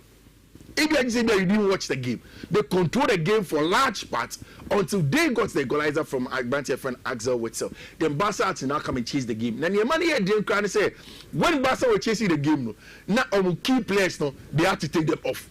So at some point, at some point, you realize, even the whole Barca team, that is why in the latter part of the game, it took Agbantia friend Ronald Araujo to come off the bench to come and get Saguro from them. And the Barca starting lineup on the nights, of course, Jules Koundé, Abrantia friend Wojciech Szczesny, Eric Garcia, Paul Kubasi, Pedri, Abrantia friend Marc Casado, El Horum, Frankie de Jong, Ejden Fifon, Alejandro Balde, Lamine Yamal all led the team. Which, see, Frankie de Jong deserves a lot of credit. And Uze Nabasa this week made for Casado, Pedri, and Frankie. There were points in time only Pedri will interchange in terms of who plays next to Casado. Throughout the game, Frankie de Jong did not stop coming. Okay. The ball retention, the circulation of the ball, everything that you need a branch your friend Frankie de Jong to do. Our park in FIFA, he was able to do that until say a branch your friend Bruno. So yeah, bet me like I say now, coaches in the La Liga, and to some extent, Omo La Liga ni bino, enya antidote to Hansi Flick. The game plans are now. Well, who to me can say that Barca boogie mumble. Yeah, but away from that, I think the Barca for intensity in Ankasasuni. Who say, "Sa press the counter press no or Barca star highline." Say one press and counter press aggressive, like the highline is non-existent, useless. So before your highline becomes a proper highline, you need to exert a lot of force. That is all I think that in between 6 to 9 seconds of losing the ball, you need to be aggressive to win the ball back. And that's what Barca not doing. It can be accumulated fatigue, it can be low intensity levels, it can also be, say, teams don't have more better ball press resistant players that are able to evade Barca's press. But the hero on the night was not Pedri Gonzalez, it was not Abrantia friend Lamine Yamal, it was Abrantia, not your friend Ronald Araujo in the free bench. Now Araujo was also bench. And I see the flick Ebisa and they say, Ubetimi akobo number 9 na. No say Nemetimi abo number 9. He went on and then got that equalizer. Hansi Flick say, I never knew Cruyff also played as centre back as a striker. And of course, that's exactly what Abantia friend Ronald Arao go to share. You know, what it meant was that Abantia friend Barcelona had the 3 maximum points and it went into 22 points. Which the not so good thing that happened on the night was that Hansi Flick had the red card, 2 yellow cards. Babasa said that they are going to appeal that extra yellow card no dear, no, just so bit to me. I would touch out, dug out, for the game in our Clasico. So we see how things are going to go on from the after say Barca winning. Then the onus was on Madrid. 11 goals consistently, 11 games consistently. Kylian has scored from the game against Ukraine, Azerbaijan, all through to Nhyira against Team Efeni Getafe. Difficult game. So one shame matching that you think that the 2 red cards at Getafe made the game more easier for Team Efeni Real Madrid. It wasn't so. It was a difficult game from the off. But you see, I think I like something from this Madrid team. There are different ways with which Madrid only create more chances and get goals. It took a brand here friend Arda Güler, who did not start the game. Who the last time Madrid and Getafe ball was really good on and off the ball, especially on the ball with respect to the creative ability, to change things for Team Efeni Real Madrid. It was when Arda Güler came on. Which Sisia Arda Güler Nyomana Oyo Madrid team ni mune. Boy no bedru park in so. I say everybody in Madrid white is comfortable to give the ball to Arda Güler. When Arda Güler came on into the field of play, it looked as if Toni Kroos every bench jabber, giving instructions here and there, and then controlling the game, pulling the strings, and then of course setting up that excellent ball into the part of our bench friend Kylian Mbappe to get Madrid for up on top. It was 3 points that was needed. The game was without all of the drama. Vinicius Junior made sure say Team Efeni Getafe enya 2 red cards. For the second red card, no player no be the 75th minute, by the 76th minute, Vinicius Junior managed the red card. I want to Vini echo the coach of Getafe Horum. Look at him and say, Bodales. Look at him as the chief. That was a very good sub. And the coach again is okay. Focus on football. Focus on football. Everything will be ample. That is exactly what Vinicius Junior did to Team Efeni Getafe. Which I need to commend our branch friend Arda Güler. He has really taken opportunity given him by our branch friend Jabi Alonso. Oman in sense for it's a very, very good job done by our branch friend Arda Güler. And now Madrid so any 3 points. So what it means is that 2 points as we were going into the El Clasico. It's a very, very good one. And now in the Italian Serie A, 2 things happen. I just want to touch on it. It's the win of Abente Cesc Fabregas Como team, against Juventus. Was it an upper game? Yeah. So usually on Sundays we come morning marks at 6. Quickly me call mass by Belfino. Me nya watching and me tell them okay. Me nya fast and me share because the game is at 10 a.m. Each 2 goals to 0. And all influenced by Abente friend Nico Paz. Excellent football from Cesc Fabregas and in M19. AC Milan in the evening also did win against Team friend Fiorentina. Antonio Conte team went away to Torino in Turin and then lost by a goal to 0. What it means is that Napoli are now not in the first position where talents regard them. Then the early kickoff in the English Premier League. Congratulations to Chelsea. It was supposed to be a difficult game. The first half was difficult. But then Enzo Maresca found a way to win it, especially in the second half. Obi Oshe first half, Nibiano could tell you saying that Chelsea were struggling in terms of how to break down Nottingham Forest. There wasn't that confidence in Borana Chelsea airborne in the first half because I think Enzo Maresca MS profile a branch friend Andre Santos. Only say because na Kopama anyone, Obebo Andre Santos as a 10. Then had Romeo Lavia, any Abente friend Malo Gusto sitting at the base with Gusto the extra license to roam about. It didn't help the team. It will share which is a time and Chelsea to Joao Pedro. Me catch say Joao Pedro in my opinion, he's not a striker. He's either an SS, what they call the second striker, or comes off the left. And now in all the games, Chelsea born as a main number 9, it doesn't work. You rather play Joao Pedro when you have somebody that occupies the centre backs. Against Benfica, Chelsea did that to a bench friend Tyreek George. In the second half, Enzo Maresca brought on a bench friend Mark Gill. But the goal from a bench friend Joshua Kofi Champon and a share first goal. quality goal for the 19-year-old. I'll say the first goal on him away at the City ground, and then of course Chelsea needed to build from there. An excellent free kick from Abrantia Yefeno, Joao Pedro, and the man here 2 goals to 0 at that point in time. Pedro say, almost here preparation for the game. Nana almost shot free kick be not for us when we consider. Goalkeeper Marcels will move to the left hand side. Akwa share baby abon free ball side was slide. It's almost and say quickly reach APM on this manner. No abon akwa share the other side, and it was something that was well worked over there from team my furnitures. Rich. Is James the best left back in the world if all things are equal? Yeah. So or you fitter. Yeah. And now my options baby. Yeah. So many options. Yeah. And now the back one penalty. And yeah. Oh, you play back one. We prepare. Yeah. Injuries are Branton and Yon carry amuno. Yeah. So you play Bianca by now and kind of modern bono. Yeah. But they pick a crap. Yeah. But still, he's the James. Yeah. Or baby our grade A performance. Yeah. And I think me know you are doing that. So oh yeah, face so yeah, they are only a few more consistent. Backs are more playing Abrantia friendly regimes. Now or say in Kofobi our Chelsea one more keeping the fit. Now he's getting to where he is to be. And at this point, I'll go back to Chelsea fans. My brother Maresca states or managing kakra. It won about 10 minutes. Not nabun fin because on best of cover a lot of ground. People do not understand. Maresca say the ordinary is James and Nevis James 8 me 3 days. The same thing or the year Lavia. The same thing or the year Fofana. For me, those are some of the reasons why I like Maresca. In the first half, he had to adapt. He did adapt, got a job done, and Rhys James, captain of the side, about the 200th game. Now, we can't move on without talking about this. Rhys Musomunjin to Musa a indiscipline issue. Yeah, almost sometimes, Maresca say, oh no, say, Enka players aren't going to tackle no Mulusu match now. Obeka say they are not fighting. It's a place they fight it. That's only winning match. Man, say red card. That's a yes. Obia could be assume. Obia yadia. A clean discipline. He doesn't have a problem. No. Osha Gusto. Yeah. Situation now. Yeah. No offense, yellow card. Yeah.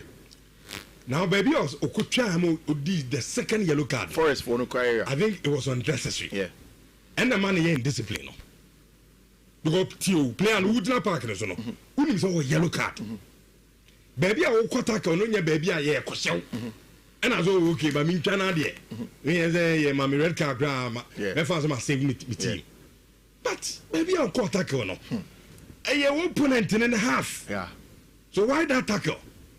Well, now unnecessary. Very unnecessary. So, because Ode Kofi, imagine say that time now, OJ red card no now team. Let's say be a day 2-1 and it was 158 minutes. So yeah, that is true. Rich. And not time for some coach a Postacogo mapamano or man fair to the man. Or man fair to no.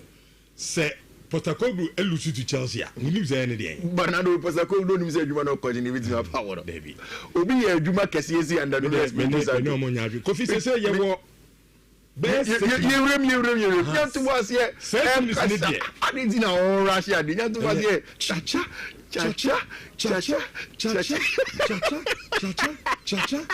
Yagun confoni team no.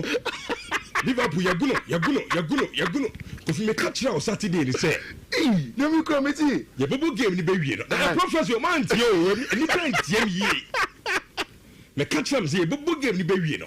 Eye cha baby park ni so ene ade ni wie a. Liverpool for na Casa fans no 10 against their team. Okay. Almost start there 10 against not. And I'm catch us 1 billion bobo ni di ba hwan. Mo Salah.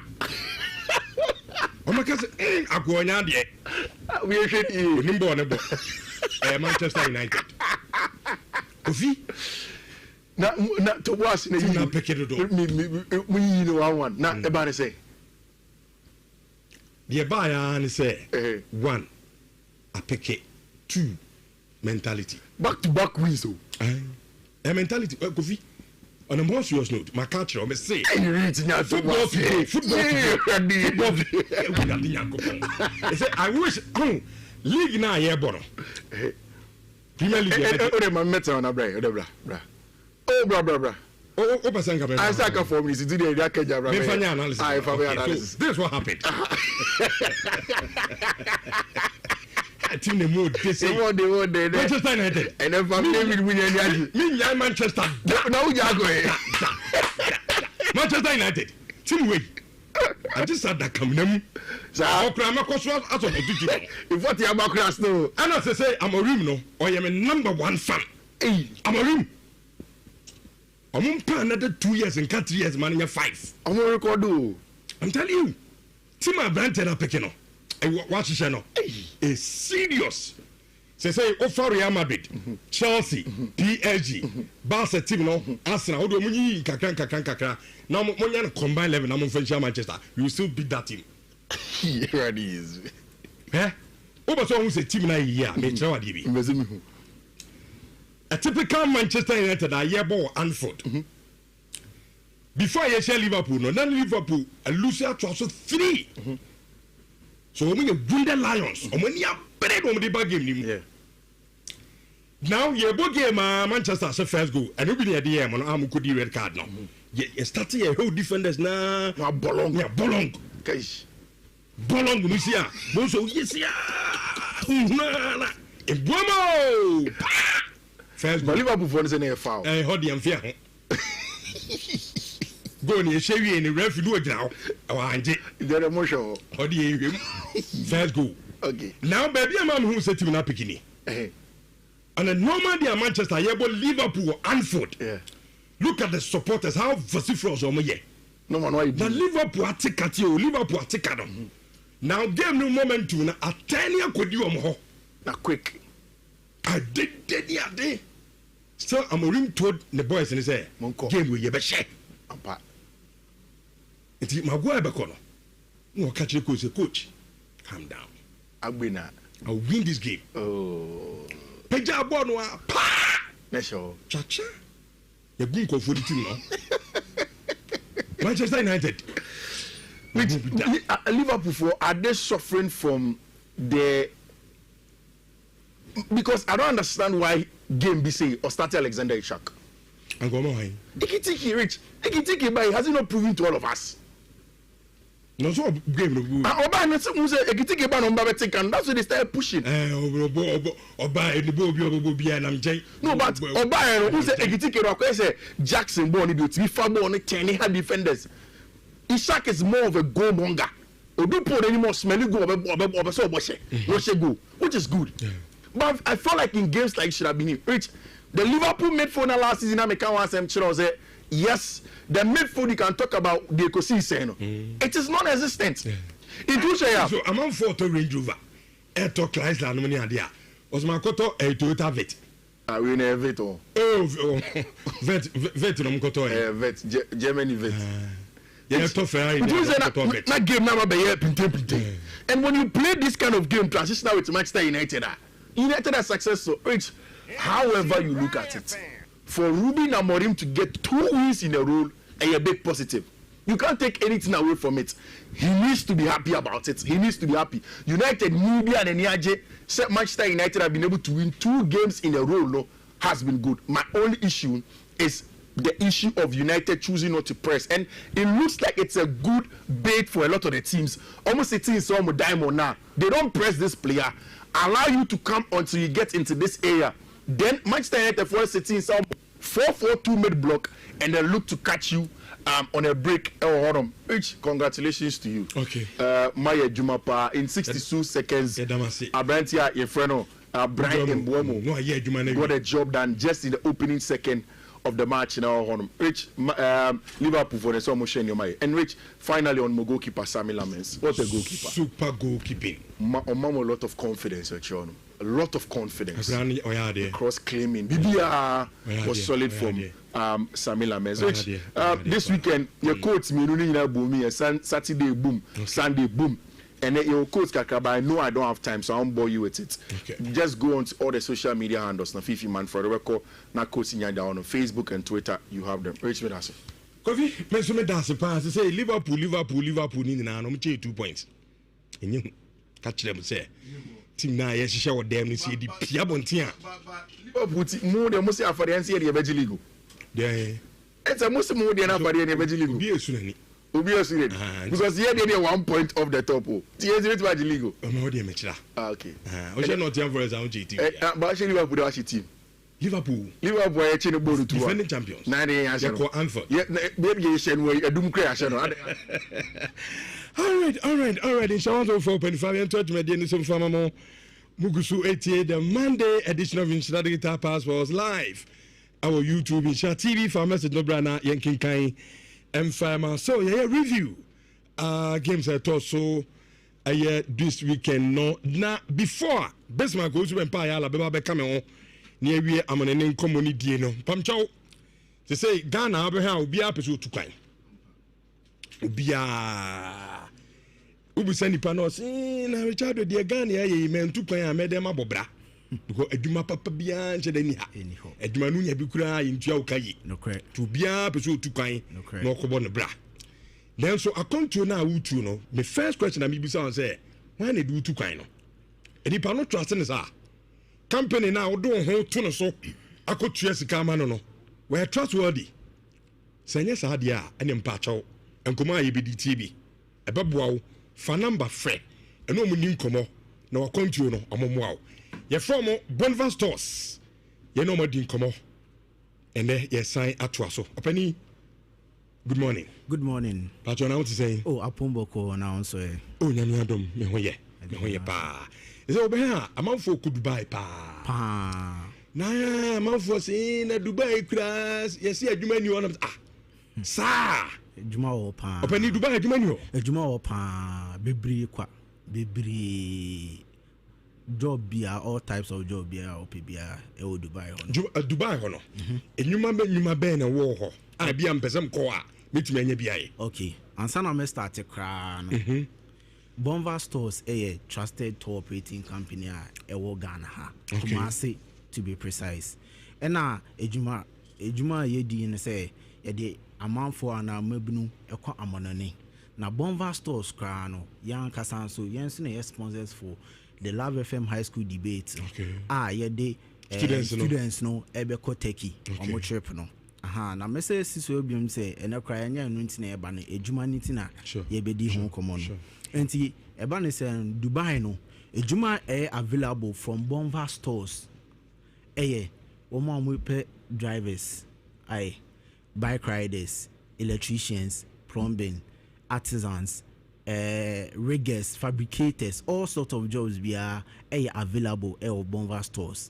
Now Bonva Stores no say make sure your partners are matching ma woma aboafo a omo kan ho e facilitate san your man no e ma your various clients no and na ma Dubai kono ay simple cry or Bonva Stores na se metchemu cry un say amanfo bebe na omo ka akwantu Dubai a omo adwen ni say nkrofo any the right papers are omo de ko Dubai ekoye juma enti most of times no cry nkrofo ko Dubai na omo use tourist visa na say visit visa and omo de ko Dubai no but Dubai no o de services na o de ko Dubai honom na o dru ho a o bebre ansa na wenye adwuma ye abre adwuma wo ho bebre no sisie no omo ma won so sabeti wase a visa na amanfo de ko ho no kre ena ma adwuma asem ne ye den because also wo bansabe eno ano no enti eden na video o nzara o sa de be adwuma exactly I see enti also who ko Dubai honom na the right visa also what they call no the skilled working visa and I said the workers visa na also what they call but imagine so the tourist visa ko adwuma be na okoye wo ho omu labor ministry no wouldn't allow you to do that. Okay. I say it's ya na ama ehon aye den sa. Now aye hono companies omutua pa Bonva Stores your partners are maker one sema omu recruit amount for edi free Ghana ediko. Now recently Bonva Stores ye be interviews brand ade ye 3 tests edi amount for Edibeko Dubai any amanoni and crown po say you recruit amount for over 300 people. What I say and he say okay say Germany Dubai and then say and he ban aketua ne de ye say since are you the right partners are omune companies eye adwuma wo ho no omo the office no ebrey nti omo the offers ne brand a na yen ya recruitment no e de okom ho nti se o ka se omo ntua the reason a amanfo ehu ni sa na because say omo base salary no what you say omo base salary no but o the base salary nkwa ye nyoma yen fan kasem say 1 year juma wo Dubai nti obi aka che say base salary near 1,500 dirhams what you say your nyoma bi a ekeka keka ho ai brondo ka say benefits a money pija nti sa benefits no o accommodation eka ho a free o accommodation you taking care of o flight or the be ko ho no kra no enu see taking care of ema ansana omo working hours normal working hours no ho ma o pese uye overtime a ema usika no ekosuru kra over 50% no kre okay what I say aside that no omo other allowances are omo de mama ejuma no omo ho no nti ni na ye ejuma okoye wo ho na eto dem bi nso a the type of ejuma okoye wo ho no and also determine amount of money a also ubenya what I say nti imagine say oye carpenter ni what I say no wako one share some illegal person bi on a connection man bi no waka chen say open Dubai akọ Dubai na o kono ono one share oni the right jobs are or the be pay amount one share say carpenter ontimi pesa carpenter ejuma na ma no one share akope general labor bi amount general labor na classified obia ye bi okay what I say into anu say no ukoya o specialty no baby o ye specialize on no esote wakoye general for na bia into e ma scanner obinya na kra no e wo form enso ani e ba jo de me it ni na keka ho na oba bomba stores aso ya the be child the right processes ye hwe enyoma obetimi aye no na ye de ape ejuma no amao atefo ye di sorry ye di air control ho enkomo ye ne Bonva stores na opani bi obi ho a bi kura na otekem obeso oni mu di nkomo na akontu mo bua na ma ono nso etimi to be enti first mo number any ye pe Bonva stores baby e be hu na afi ye nto nkomo no okay enti so Bonva stores so pese baby a yewa yewo your friend say eja okay eja take eja ya all right Victory Baptist Church and I say Odotobri Bank no echi honom Baptist sorry yeah take hona no side na okay abonsan brown bi esi o ehwa na ewo and na your numbers are ye de ejuma 053 me pa so ensisu biem 053 108 52 35 message so 053 108 52 35 and now be on social media so ubetimi akọ Bonva stores on all platforms Facebook Instagram and our website near www.bonvastores.com enti obi tie na opeso otu kwan a onye den enti so obi tie na opeso otu kwan a ebi a me pese me ku Dubai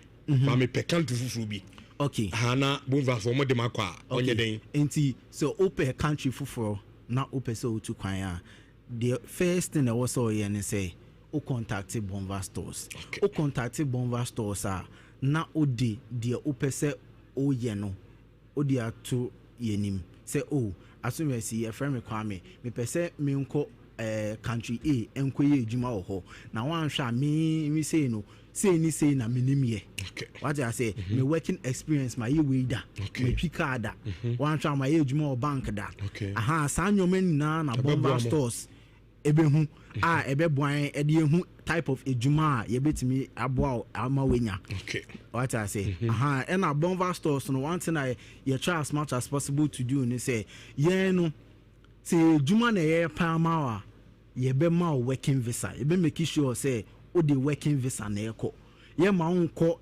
enfa visa fufro nko a ubedru country ni ma na obre e pa chon de make say enti de be here ni say ofre Bonva stores any inquiry any information o person obi ya based on acquaintance and as ejuma o person o ye bia no dan di ekere my entiase my hu de wom ne experience a wo no because experiences no and a better type of job yen so betimi aboa amawenya enti in a nutshell ni di wie en komo no enye Dubai nko na mode amanfo kɔ me pacha hane obeso tu kan ko ade a ɛsɛ yɛ contact ɛyɛ Boulevard Stores na enimu bedi nkomo but oba cheche niemem na yesu ehu kwan a ɛbɛfa so ɛbɛboa wo no because your country be okra bia wadwuma no kɔ ha emboa okay sa ayi advice ni na no betimi dia benti ukɔ last words na yɛmfa me last words ni say me sell no shina enkofo ewo about Dubai say Dubai okwa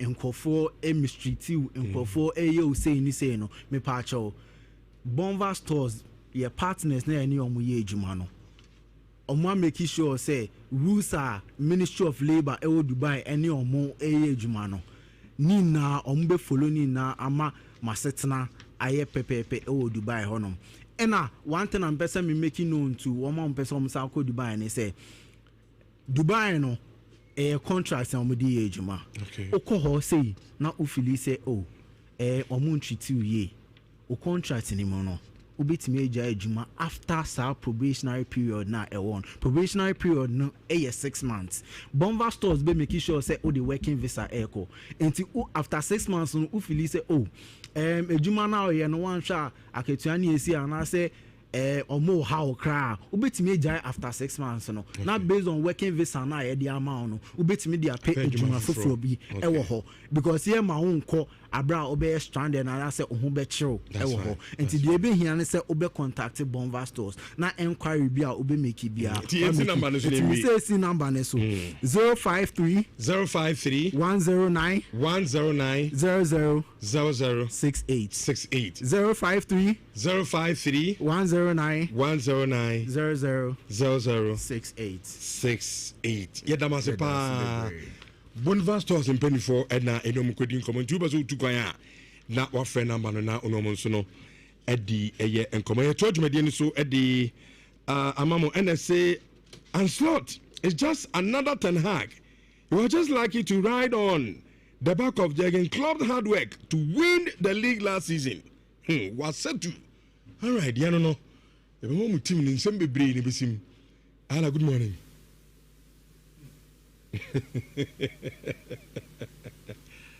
Good morning. Now to say. Nyamia do mi hoye. Nyamia say. Nyamia pa. Around then say akwano eskama. Say Jürgen Klopp team na no be di ho. Afi ni ho the real slot. Lucy the ban some a change some bebre. Sure. Rich many fee young. I'm expecting some shabo no. Adia mama beti asia obo mu ne say whether history whether what bobra to ho what body great club near there Rich adia bakwa any kwan say if you want to keep on being successful football mu sika sikenti ene ne kotoko aba from no because omu ni sika to say ayi money without mu biem sikenti na house aba for uko Europe sikenti na AC Milan aba for no because the AC Milan and the nyini ahwe no enye AC Milan ni into which in football whether you have been successful over the years to keep on maintaining salary no you need money now only are very important you keep on say ubenyeska so when ya which the new investors in football are taking over. It is a one share on the sound. Some years ago, Senaya the Champions League in Coma. I'm about to do that Man City Bajibi. Paris Saint-Germain, no. Yeah. So the Champions League. No. But they've won it. Yeah. When they started pumping in the investments. And they are the recent examples you can get say na be obi be te wase when you talk about Morocco. Rich, they are the new force, and investment in in Moroccan football. No, Rich, the money you say they are not doing it per African standard. Morocco, a target is to be an elite football country in the world. That is the reason why within a short time they want to even host the World Cup. FIFA World Cup nankasa. That is their target. They won the AFCON under 23. They won the AFCON under 17.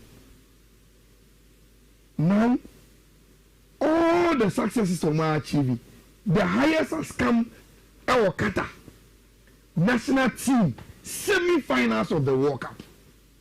Which the new generation will take over now coming, and they've won the FIFA Under 20 World Cup. On their game, they beat the best you can ever find in the world.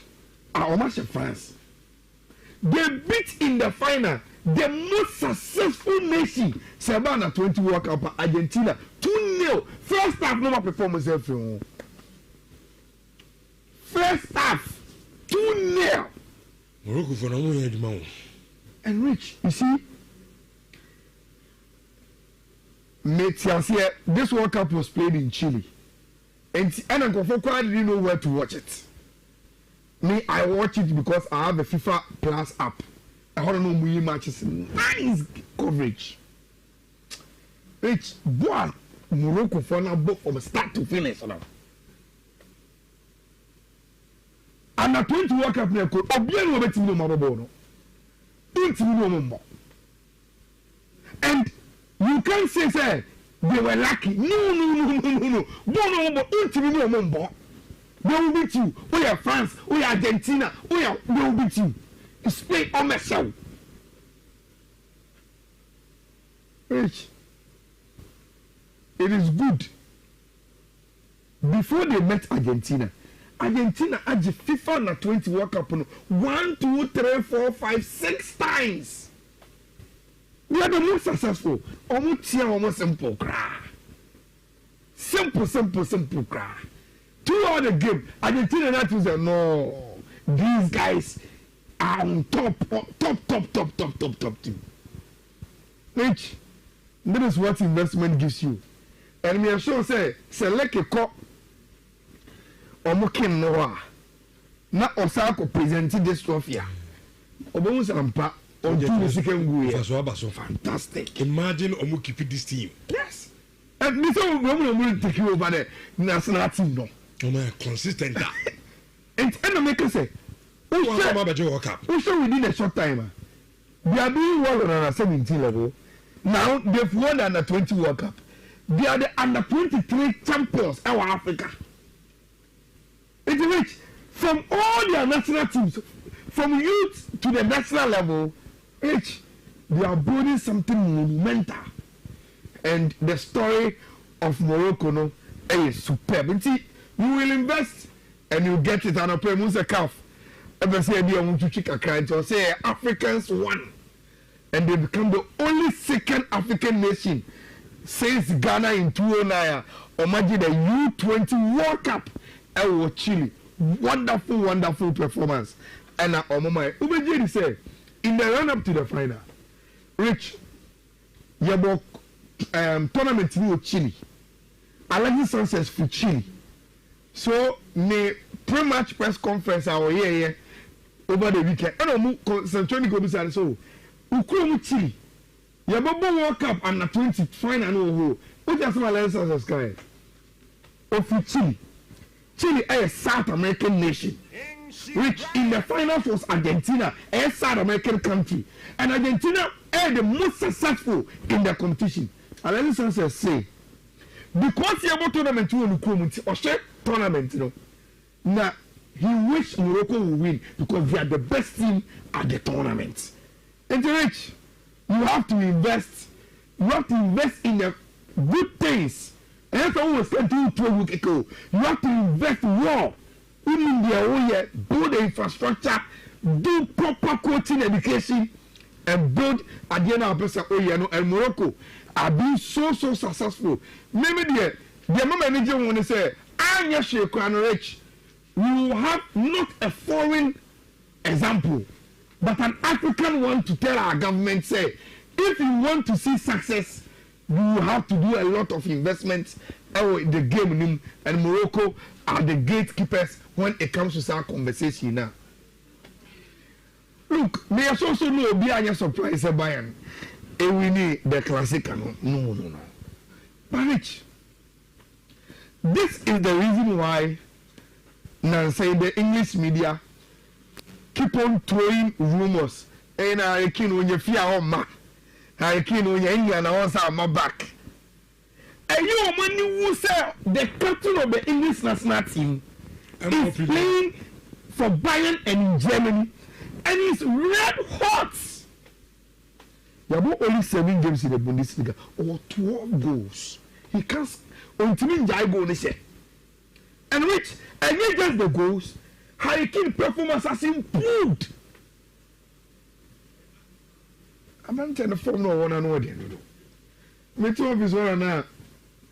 And the Constabano say Harry Kane, Kylian Mbappe, and Erling Haaland. The way of air streak no. They say they are going to 3 shortest better also. They be as more match. Harry Kane to score, Erling Haaland to score, Kylian Mbappe to score. Who came in to me about 5 or 3. Now you see can't to achieve. Oh, down, over sorry, leg man. Oh, my, you need the amount. And Chelsea to get record. And then number 1. On better records is. So, yeah, program. Seconds on Major Zania Pong. They say, Mom, we travel to know. How many some did you? What did you? I don't know, red of Major here.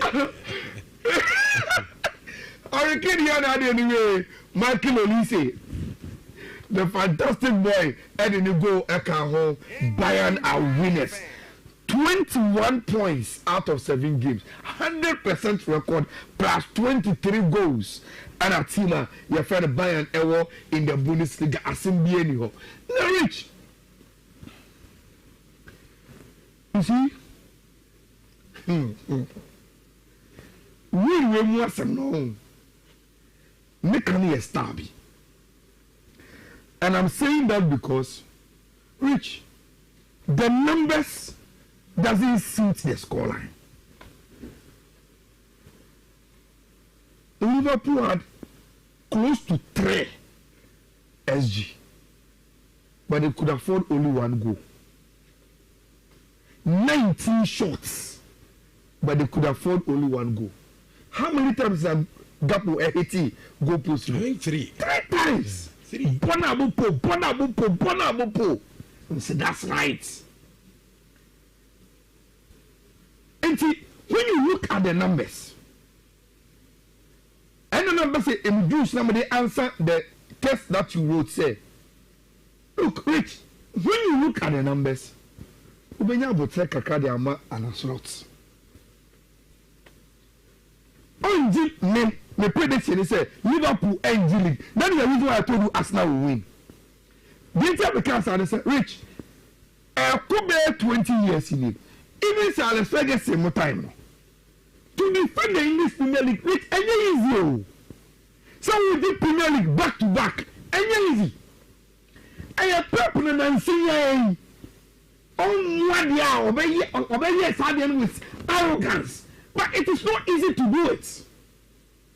And we share an slaughter. Let me share the history of the Premier League, which I couldn't predict slot every time I Pep. No.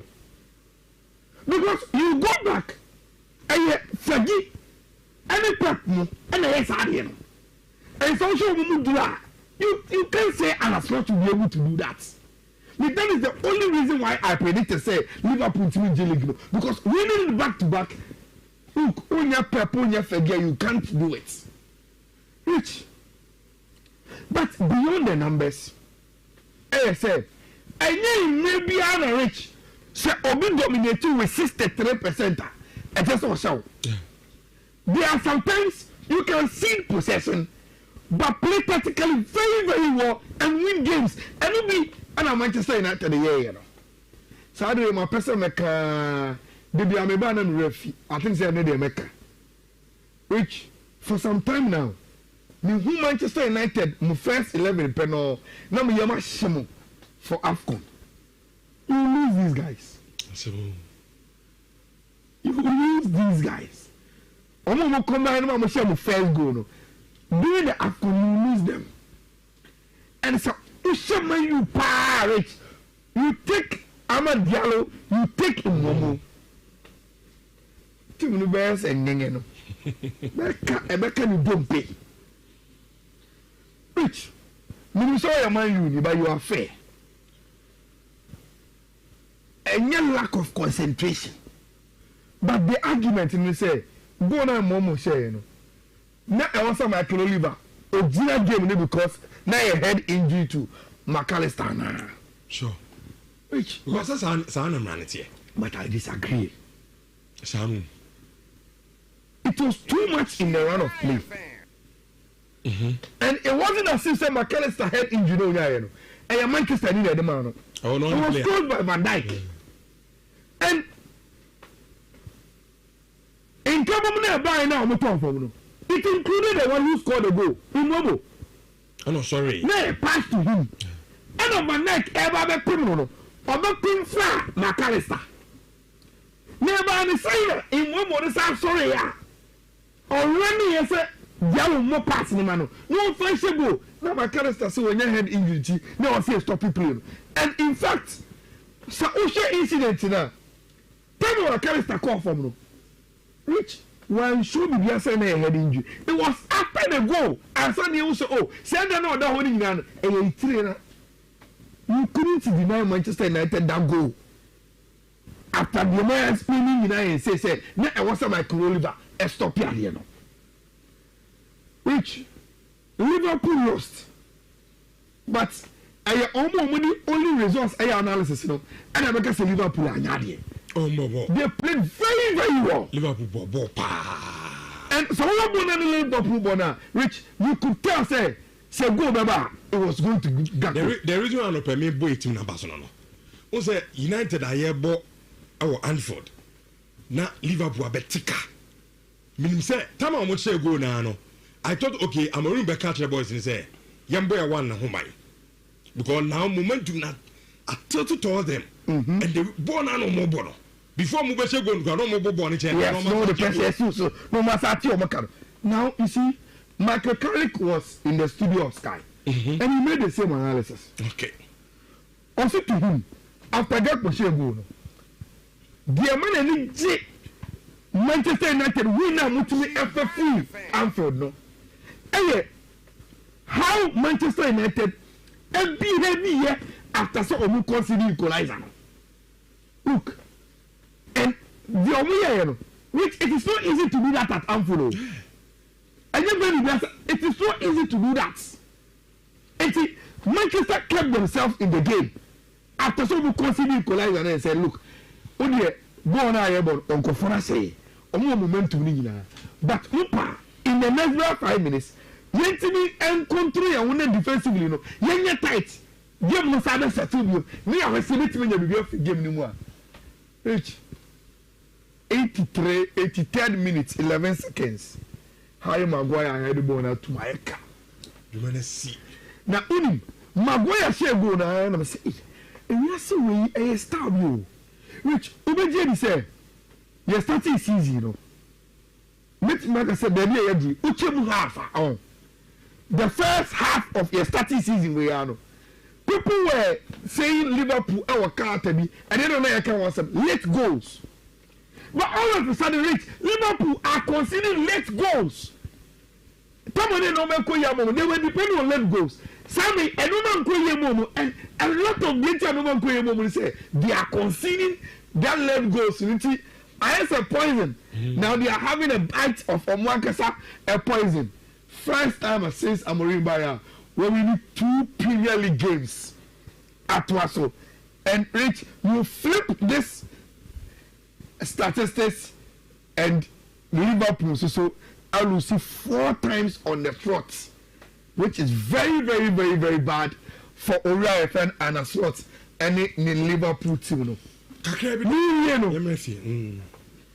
Rich, in this high pressure job, and your coach is beyond a while could to say, minimum was situation with me, center has injury, but I will trust an academy boy and promote him to come and play. Which the catching before people don't understand. One of the reasons why I love Barcelona, no. And you say me to say, you better show me anybody. No. But you see, beyond football, as a resource, at the end of the day, Rich, the amount of football, behind the scenes, you know what you do with the sport, for you to give opportunities, and deals and bring. Chelsea had issues, a lot of injury. Tell me about the closing window, though. They kept accidents on my ass, over to defender, or see mentor. Which there were times that even this season, people thought, oh, for me, James Crab about 5 and 5. He trusted this young man. Is it Which, they say, and you're down there, which you have been already for some time. Yeah. Haven't you given opportunity to Obi? Sure. And you realize that what you tell now should be or deliver. Then you realize that is all that you needed. Opportunity. And that is what my ask the Amabantino. And so share after the goal or say is that inspiration to know you can come through the academy and play for Chelsea first team.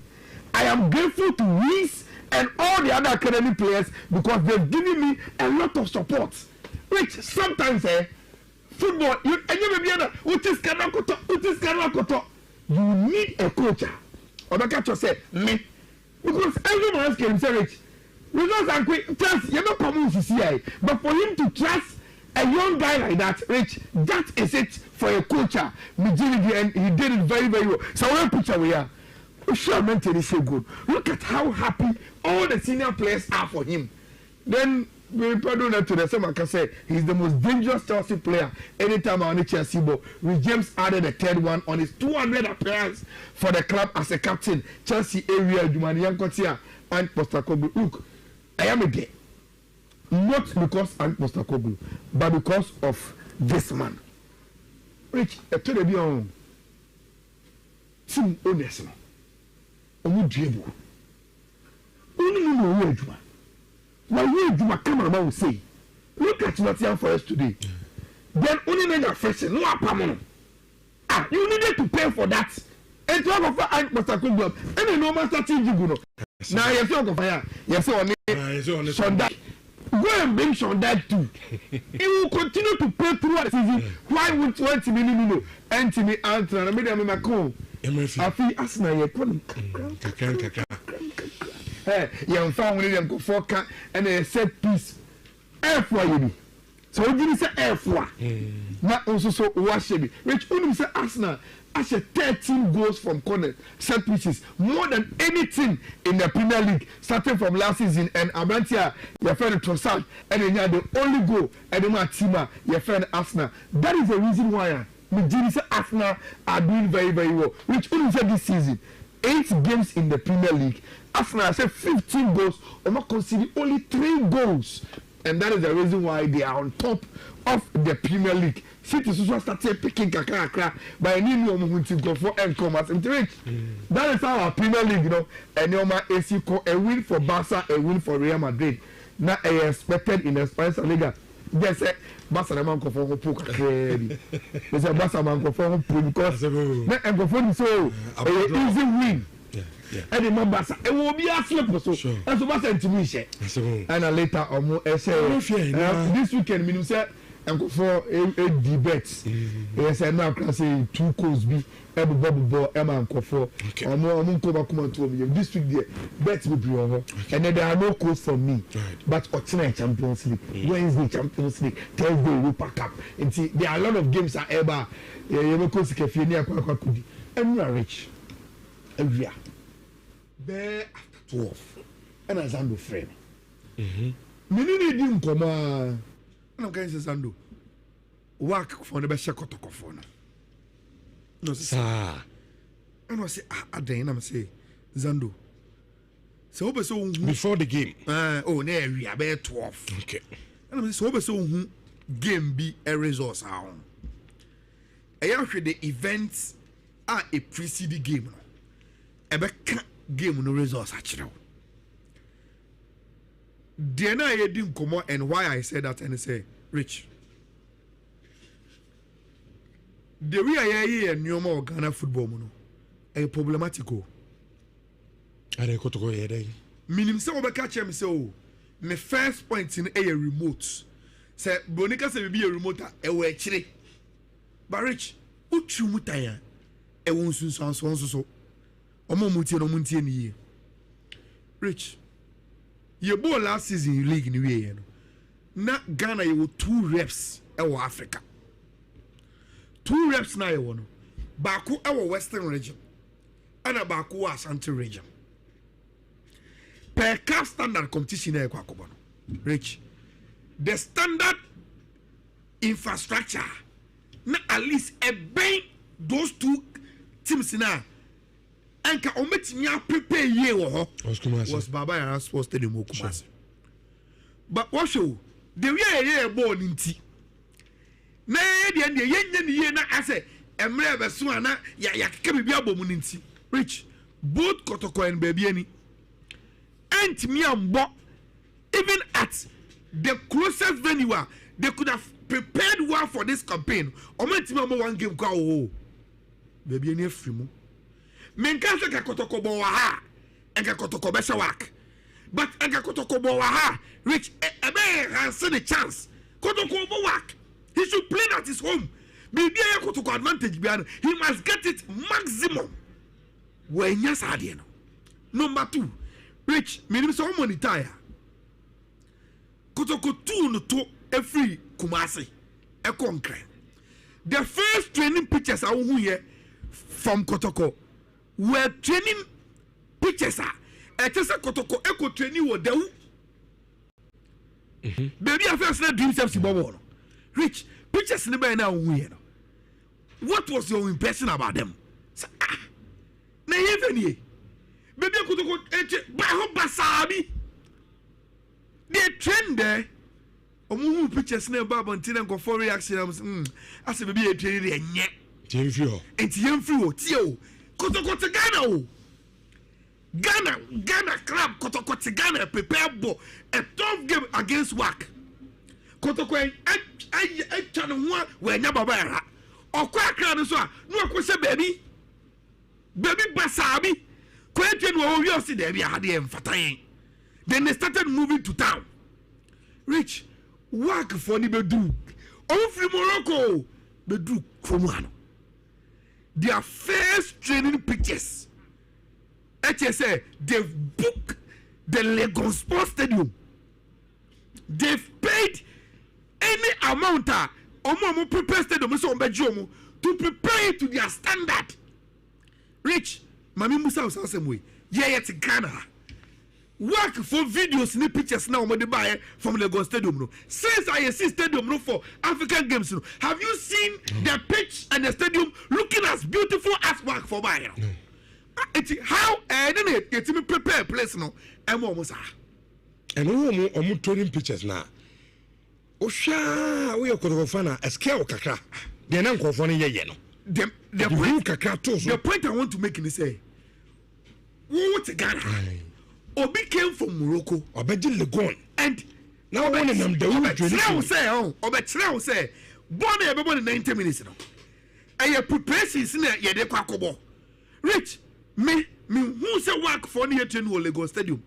Na Kotoko free dawu no makwa and I say no. So we come be a well prepared chiwa. Next a one kasaka match one lusu pass na kwakobo. So are they telling us say Rich as a national agenda sports minister saw a Kotokoni on regional minister saw a Kotokoni And we couldn't have recognized this Kotoko against what game no a national assignment. Kotoko bedu Accra Kim from Monday to Sunday. Let them train at Accra Sports Stadium. Let them train there. But unim the caveat from Yapo Van Kramobaka say, hey, if you want to train yesterday, Blasters about training now. It is either a national assignment or you are going to pay us. Send prepare the beer. Yeah, from going any what's ya. We are training here and yes, I prepare the channel. Rich, meet me a catch yourself. Sika work. Etiama legon fono. For Sabe 3 days bina, say 2 days bina on bedi higher training. Hono. Rich, a bit chemus campo betia for a whole season. So you sue a facility. Because they want the best. Teams in this catch and says, I no man kitchen ama bobo say a bitiwa. How do you expect to beat work? The reason why maybe not make catch up is it's not like a league in any a league in a year. But it teams in this cat. Uniska to sustain a success. They don't have. And no, I mean, in Omkoya, Prelim Stadium. I watched the game at GTV Sports Plus on Facebook stream. Me am my name call from Omko Stadium. Almost me and say, oh, Senka Kotoko bet me a keepis art team we are. Nanko a consistent kakra. Ebia ebetom rebino. Ebefa. But Rich, you know that's now. And you're possible. Because next season, I'm best out to another 14. Oh, how can you? No matter 14. How can you keep Abetamwa with this form? How long can Kotoko keep Ablo? How long would they be able to keep their captain, Samuel O'Neill? How long? All the good players in the team, Ebeko. Yenti Karim after say, Kumasa Sanoko Lusu 1-0 to work off Morocco. Was it the end of the buyer? Kotoko went to me. Well, before I go game, so because if you are not from my preparation, I say no, I'll not lose it. But this is the game of football. Sometimes certain things happen beyond your control. But I think I don't know why there were some mistakes that affected it. So it's your kind of dreams a chance and win. Anything can happen when we go there. And we are not going there as losers. We are going there to stamp our feet and then play well. And then play better. And then we have play better than what we did here. Seriously, so we compare game here, boy. Even against Para, I wasn't satisfied with my boss because certain decisions we are taking I'm lying. So, but it's part of the game. Kofi, times it too. Also, any preparation now. One general work between us and but football. I see. Anyway, I should work preparation. No, I don't quantity. I see. Because I work preparation now. Kubon's on mission. Also, said the work of Shannon, no to bet me a Kumuruka Shannon. And the game no and you're over. Time and you're dead. About Kumuruka over 10 in Yama. Which you see, intimacy Africa. Yan men could be a Mumunyagwana. One into Munyako. And a prelims dreams are Moya de Cacams, dreams in Aqua. Prelims don't have you. But see, Mori, Zena Zito can. You know, we are not done. So we can't write it off. Of course, you bought second one here. Rich, I watched the game. I think that's like saying Uncle preparation is very important. And also work for now, they did very, very good preparation. For me, that is where baby are to see any mentality. Maybe share Kotoko players on the day. Most of the Kotoko players in show they were G3. Yes, maybe she Peter me do a kitabo want to na question and now so no eja to no ko. Work in India. So that's yes, so that's what I'm thinking. Say it looks as if a human Thomas one accident. To be very honest with you, say a human tops and again for me, the gap between the North Africans and us, you know, we need the same level. They are higher than us, but for me, the gap is not vast. And so. Nah, Newman can be corner kick from the say. Look at the corner kick. One floated ball to the far post, overloading that area. For me, these are some of the things. Abia Kotoko have not invested in a video analyst that watches work to prepare them for the game. But Abia work has. I can understand. Omo Workout Champions League winner. Omo Nodi Amrabat, who has won. Omo Aziz Kimo. These are top names on the continent. But again, in terms of pure talent and ability to play the game, I think they are not too far away from us. And Sanko video. Sanko na debi ayi dino, but Fifi in your journey as a pharmacy student, they just say they science for the you do maths. When say no me bo kitten, but all the twat wa na kaka. Sure. And also Fifi ka say, ocean 90 minutes now. You don't really see the gap and say wow. But Fi, offer and your money difference in kitten now. Now we see a near. Na be ke see. Na be tintin. Okay, Kotoko players no. Any for work for players no. Omo talent. O show on the day. O show them difference here. But Fi, sisi am no tie. You for say the same Kotoko qualify for Confederation Cup next season. Work qualify for Confederation Cup next season. Fifi, the work team will come with an improved squad from the Omodebo season way no. And something that they will add more quality. But to say the next time Kotoko Africa no, they will go without some key players. Almost to say Roman is got to sustain that. That is why say ye the African commoner.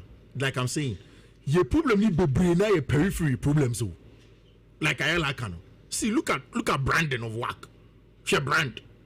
The most trending video from like Senna Alakano, it's on work. Adding. Because and the become back Kotoko media team are one of the best. And mind you, Kotoko media team are one of the best in the country. Oh. Yeah. They are one, in fact, if they are not the best in the country. If a media man come close to them. But even them, they couldn't go close to work. If they don't have that accoutrement, if you money instruments on the edge, man. For me, these are some of the small things. Like saying, okay, Monday, Tuesday, the way is in the Eastern region, it's not in the Greater Accra region. And so I want to Tomato Africa, then you come back here to come and prepare. We have a lot of problems. Okay, media team. The work media team adding the photographers in the video for now. Ebeti me see wo Okpongulo. Yeah. Now Oma started taking shots from what time Omu book Kev na ba Lego no. Omu wi no ma diri me kekekeke akọ car park ho. Then they will get the bus place in this year from Mabano. Then they will capture the University of Ghana Stadium. I didn't have one. No, Omu Rema no Muchomo. How will you be able to do that with them? Oh, on your face. I want fool. Where are you going to position your camera? Ayala. And just sebi. The Kotoko we. Sebi here Kotoko. So ultimate could give facility beer. I come on. The boys make you training. And you say here Rich. Me say. Yes, I did. And to Uber Bow Num say. See a fair chill for Legon for now. They will tell you, say 2 days or 3 days now work by training. They could have paid like bare 50,000 just to penny say, Fenso Guso, Tragrass ni say, you know, say my I like how you see the difference is that Kotokofono work sees that as important. I'll be pushing. Convenience is important. No, which you only say important. Which say before Kotoko brought view, Nana was that time. Now, if you go to view, Anna. If you understand, you only see a draw. You understand? Kotoko don't see say Baba can meet my training will be a Kaukuri. Or the Chinchina member Legon said I'm 50,000. Oh, yeah. But you see, as someone 50K. Enter na make say no man e yan kete ba kabu man na kakaka. Rich, okay. You say they are investing in omo travels, omo preparation, omo training pitch. Who you no free. Look at the quality of our players. Aziz Ski was playing for Yanga. Yeah. This Confederations Cup, we about final. About final and go say okay, akoi ni mwemia. Yankotono from Tanzania. Oh. Then they go and bring him.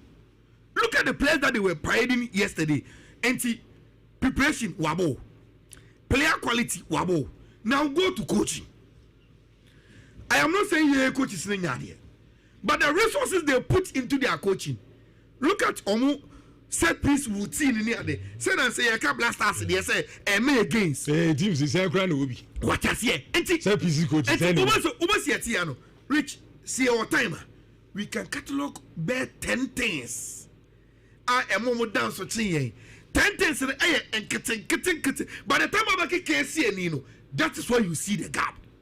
Maybe dear, and yam one was our cabasa Kotoko, especially me. Kotoko film. But Kotoko, can't you to say 1 nil pay? Oh, of course, that is how you're supposed to speak. So, until can just hear film. Or no, yen a Juma, Miss Me Yemajuma. Okay. And the Kotoko film. The only idea. Kotoko. Okay. Now, Rich, Kotoko. And now, Menotier, Uber Timino says to Bosa Kotoko League and also Sabaji FA Cup. No. Until they have to fight. Say, on making true so or G League as a GFA Cup. Uber Timaka Subose, Kotoko will maintain these players and add more quality to it. No. And no member consistent. No, what you do one. Ayo problem. Rich Menotier. Say Kotoko put Major League and as FA Cup. Now about next season in Africa. Uber Timino says to work so by the time we do next season here. Never buy a sports stadium. Yeah, they all say you be near Apuvi. No. How can you play football, run football, and do football business with so much uncertainties? Yeah, so much uncertainties.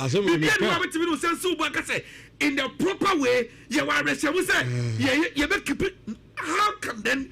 I'm out for some football. No, you didn't a junior keke.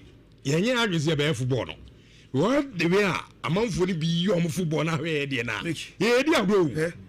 You need to see a bay. Yeah, dear, bro. You need a joke about him. Adia may have do so many years of negativity in our game. Apamu BBF free game no. And by this time they yes to compete. As can phone cramp on baby. Oh, Nene Bridge would see street in this one. Anybody don't say no moody football come. They will not talk about BBO. Football yo maguni o mayane basa even me pedio. Ghana Premier League with 6 matches in French Humra. Charles if he has Okochwa Mekami no Montimi anti Hamza Isa and Amauli Wayo eshe 2 goals no All Blacks tifie omushemi Basa Holy Stars antimi anti Becherushemi Vision enso antimi anti Ho United omutifie Mediana Kochwa Mekami no monso antimi anti Dreams eshe Nations ekami no Nations so antimi anti and Mediama ne Samatas game no and they 1-1 obi ansha no yonko ekaba ko and the 2 matches na ho Gold Stars Airbo Lions na 11 wonders and so about Ayakawila. And French Humra na Yemetua son from Amishawazo for 25 years basis here.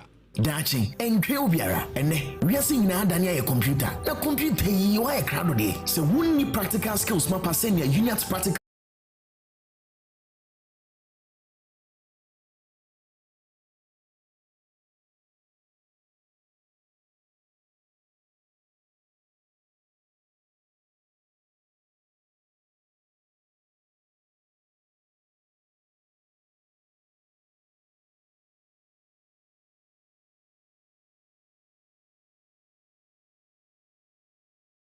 Then I'm say Zando. So before the game. Oh, there we are about 12. Okay. And I'm so game be a resource. I actually the events are a preceding game. A game no resource actually. Then I didn't come out and why I said that and I say, Rich. The way I hear new more Ghana football mono. A problematical. I don't go to go here. Minim say we catch him say oh my first point in a remote. Say Bonica say be a remote e we chire. But Rich, uchu mutaya e won sunsun so. Omo mutie no muntie ni. Rich. Ye ball last season league ni we no. Na Ghana you 2 reps e wo Africa.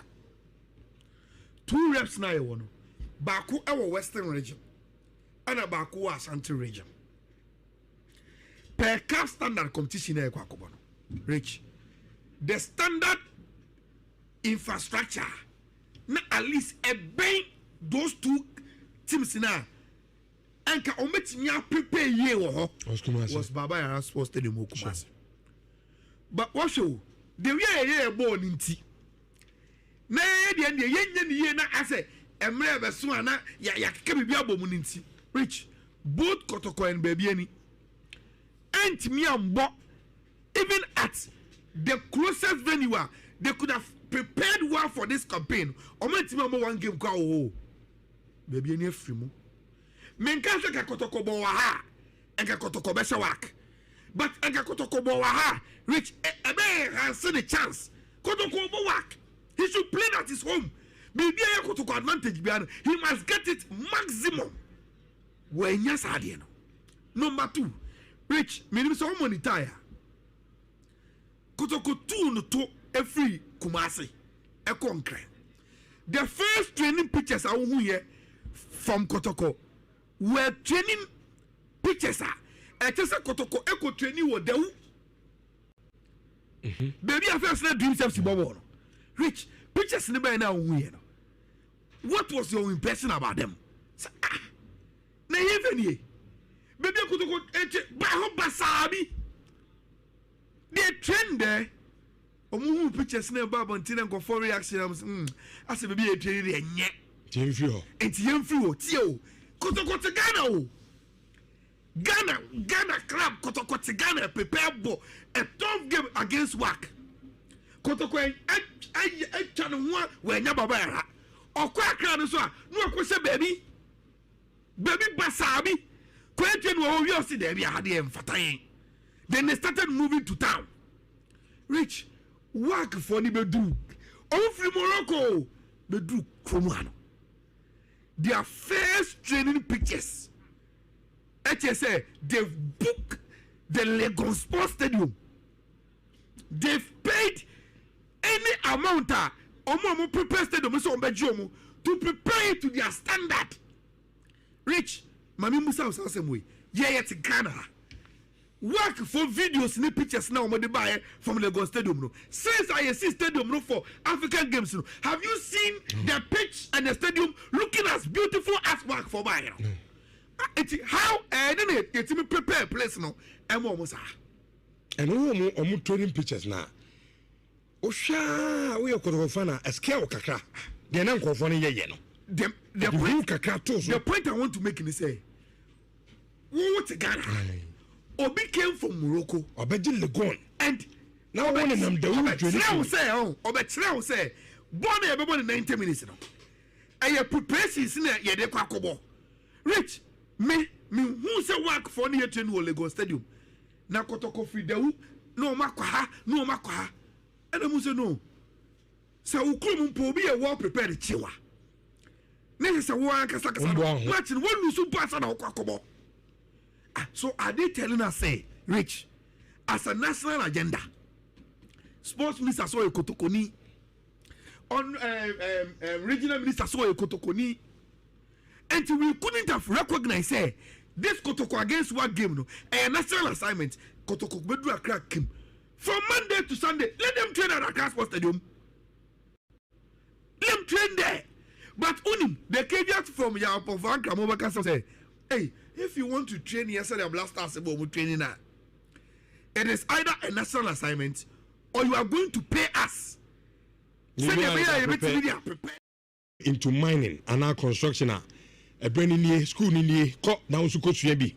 Never go up 3 months per no school. No, your chance they see our pretty forklifts, backhoe, grader, bulldozer, excavator, what fabrication in the your chair our about 200 cities now they adjust form no so then say why na come pa akusua wa de 3 months no awie no pa adwuma enso e de aye pacho ye oboase zongo high sense building na chiwo pe announce abeka IPSEC mining and engineering training school for chichi na banso a your hostel kase pa obenya baby duty ato na osua wa de open chemu bi eche we are friend number 0539732766 me obi a manage Gary Soakins pa manage home and nti manage H&H 4-in-1 Gary mix no enti obi a wode je Gary Soakins die ni die pacho H&H 4-in-1 Gary mix no na make for the amount from the packaging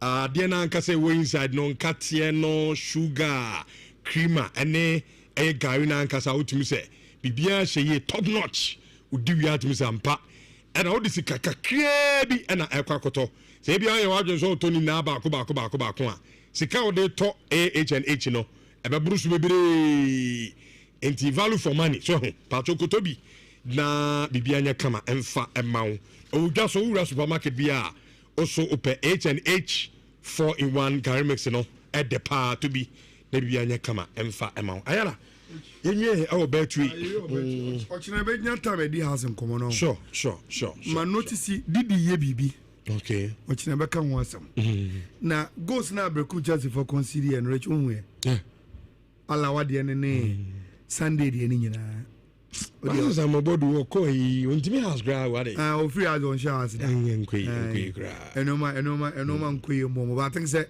Coach Didi Domani a yard be rich or Chinama true. Why do you so near her? Born a F and ma has me no win flamboyant and I did it for now. But rich so we are luckier. Edins over Shom. The Baba can want some. Try bet to a bet with and Kyle said. Say oba ewiase nyina na open betting company or show ye as the customer obia no obetime de no atoto bet we edikan omo the bet influencer buy we also show bet share code no mo betting community mo di twa nyina no na wa code ni order na udiska say do mo de abeka ho e bet we rewards omo say utwa bet to bet we a mo na utwa na omo no udi dwuma nyina no na omo che points say utwa bet e wo ho na points na enya points keke eye points a utimi convert to sika enti the same number of points I want at say wo sika pepepe e wo bet to account nim and say wo 200 points a wo 200 series eno no tem bia wo pe bia utimi convert to sika na de one kasa wo kra pe bia no wo di ses kana ye wo di twa bet for ana wo yi akwa to bi for Freddy ana wo di ye de ni nyina e wo one kasa wo we bet to nko a ena ma wo sa akonya we uni 18 years a betway onka ho what the 80 so abro so a mesra oba betway platform no so a eya wo betia na wa bet responsibly e dey my betway almost get way more ateva mpacho yeah sorry na yemhye Antoinette Benedicta Aqua or UK sisi ameka say Antoinette baby a obia no happy birthday to Nyami Shaupa from Abigail Michelle and Millicent and yabushani na I say yeah show happy birthday nyame chiraw na onko so antena nim emfa enchrew awodam nhwe bia no yankopon emfa bi emfa enmo happy birthday sorry adum kase no eto aso edi amam ye ba na obra ato anjumadi no ato aso edi amam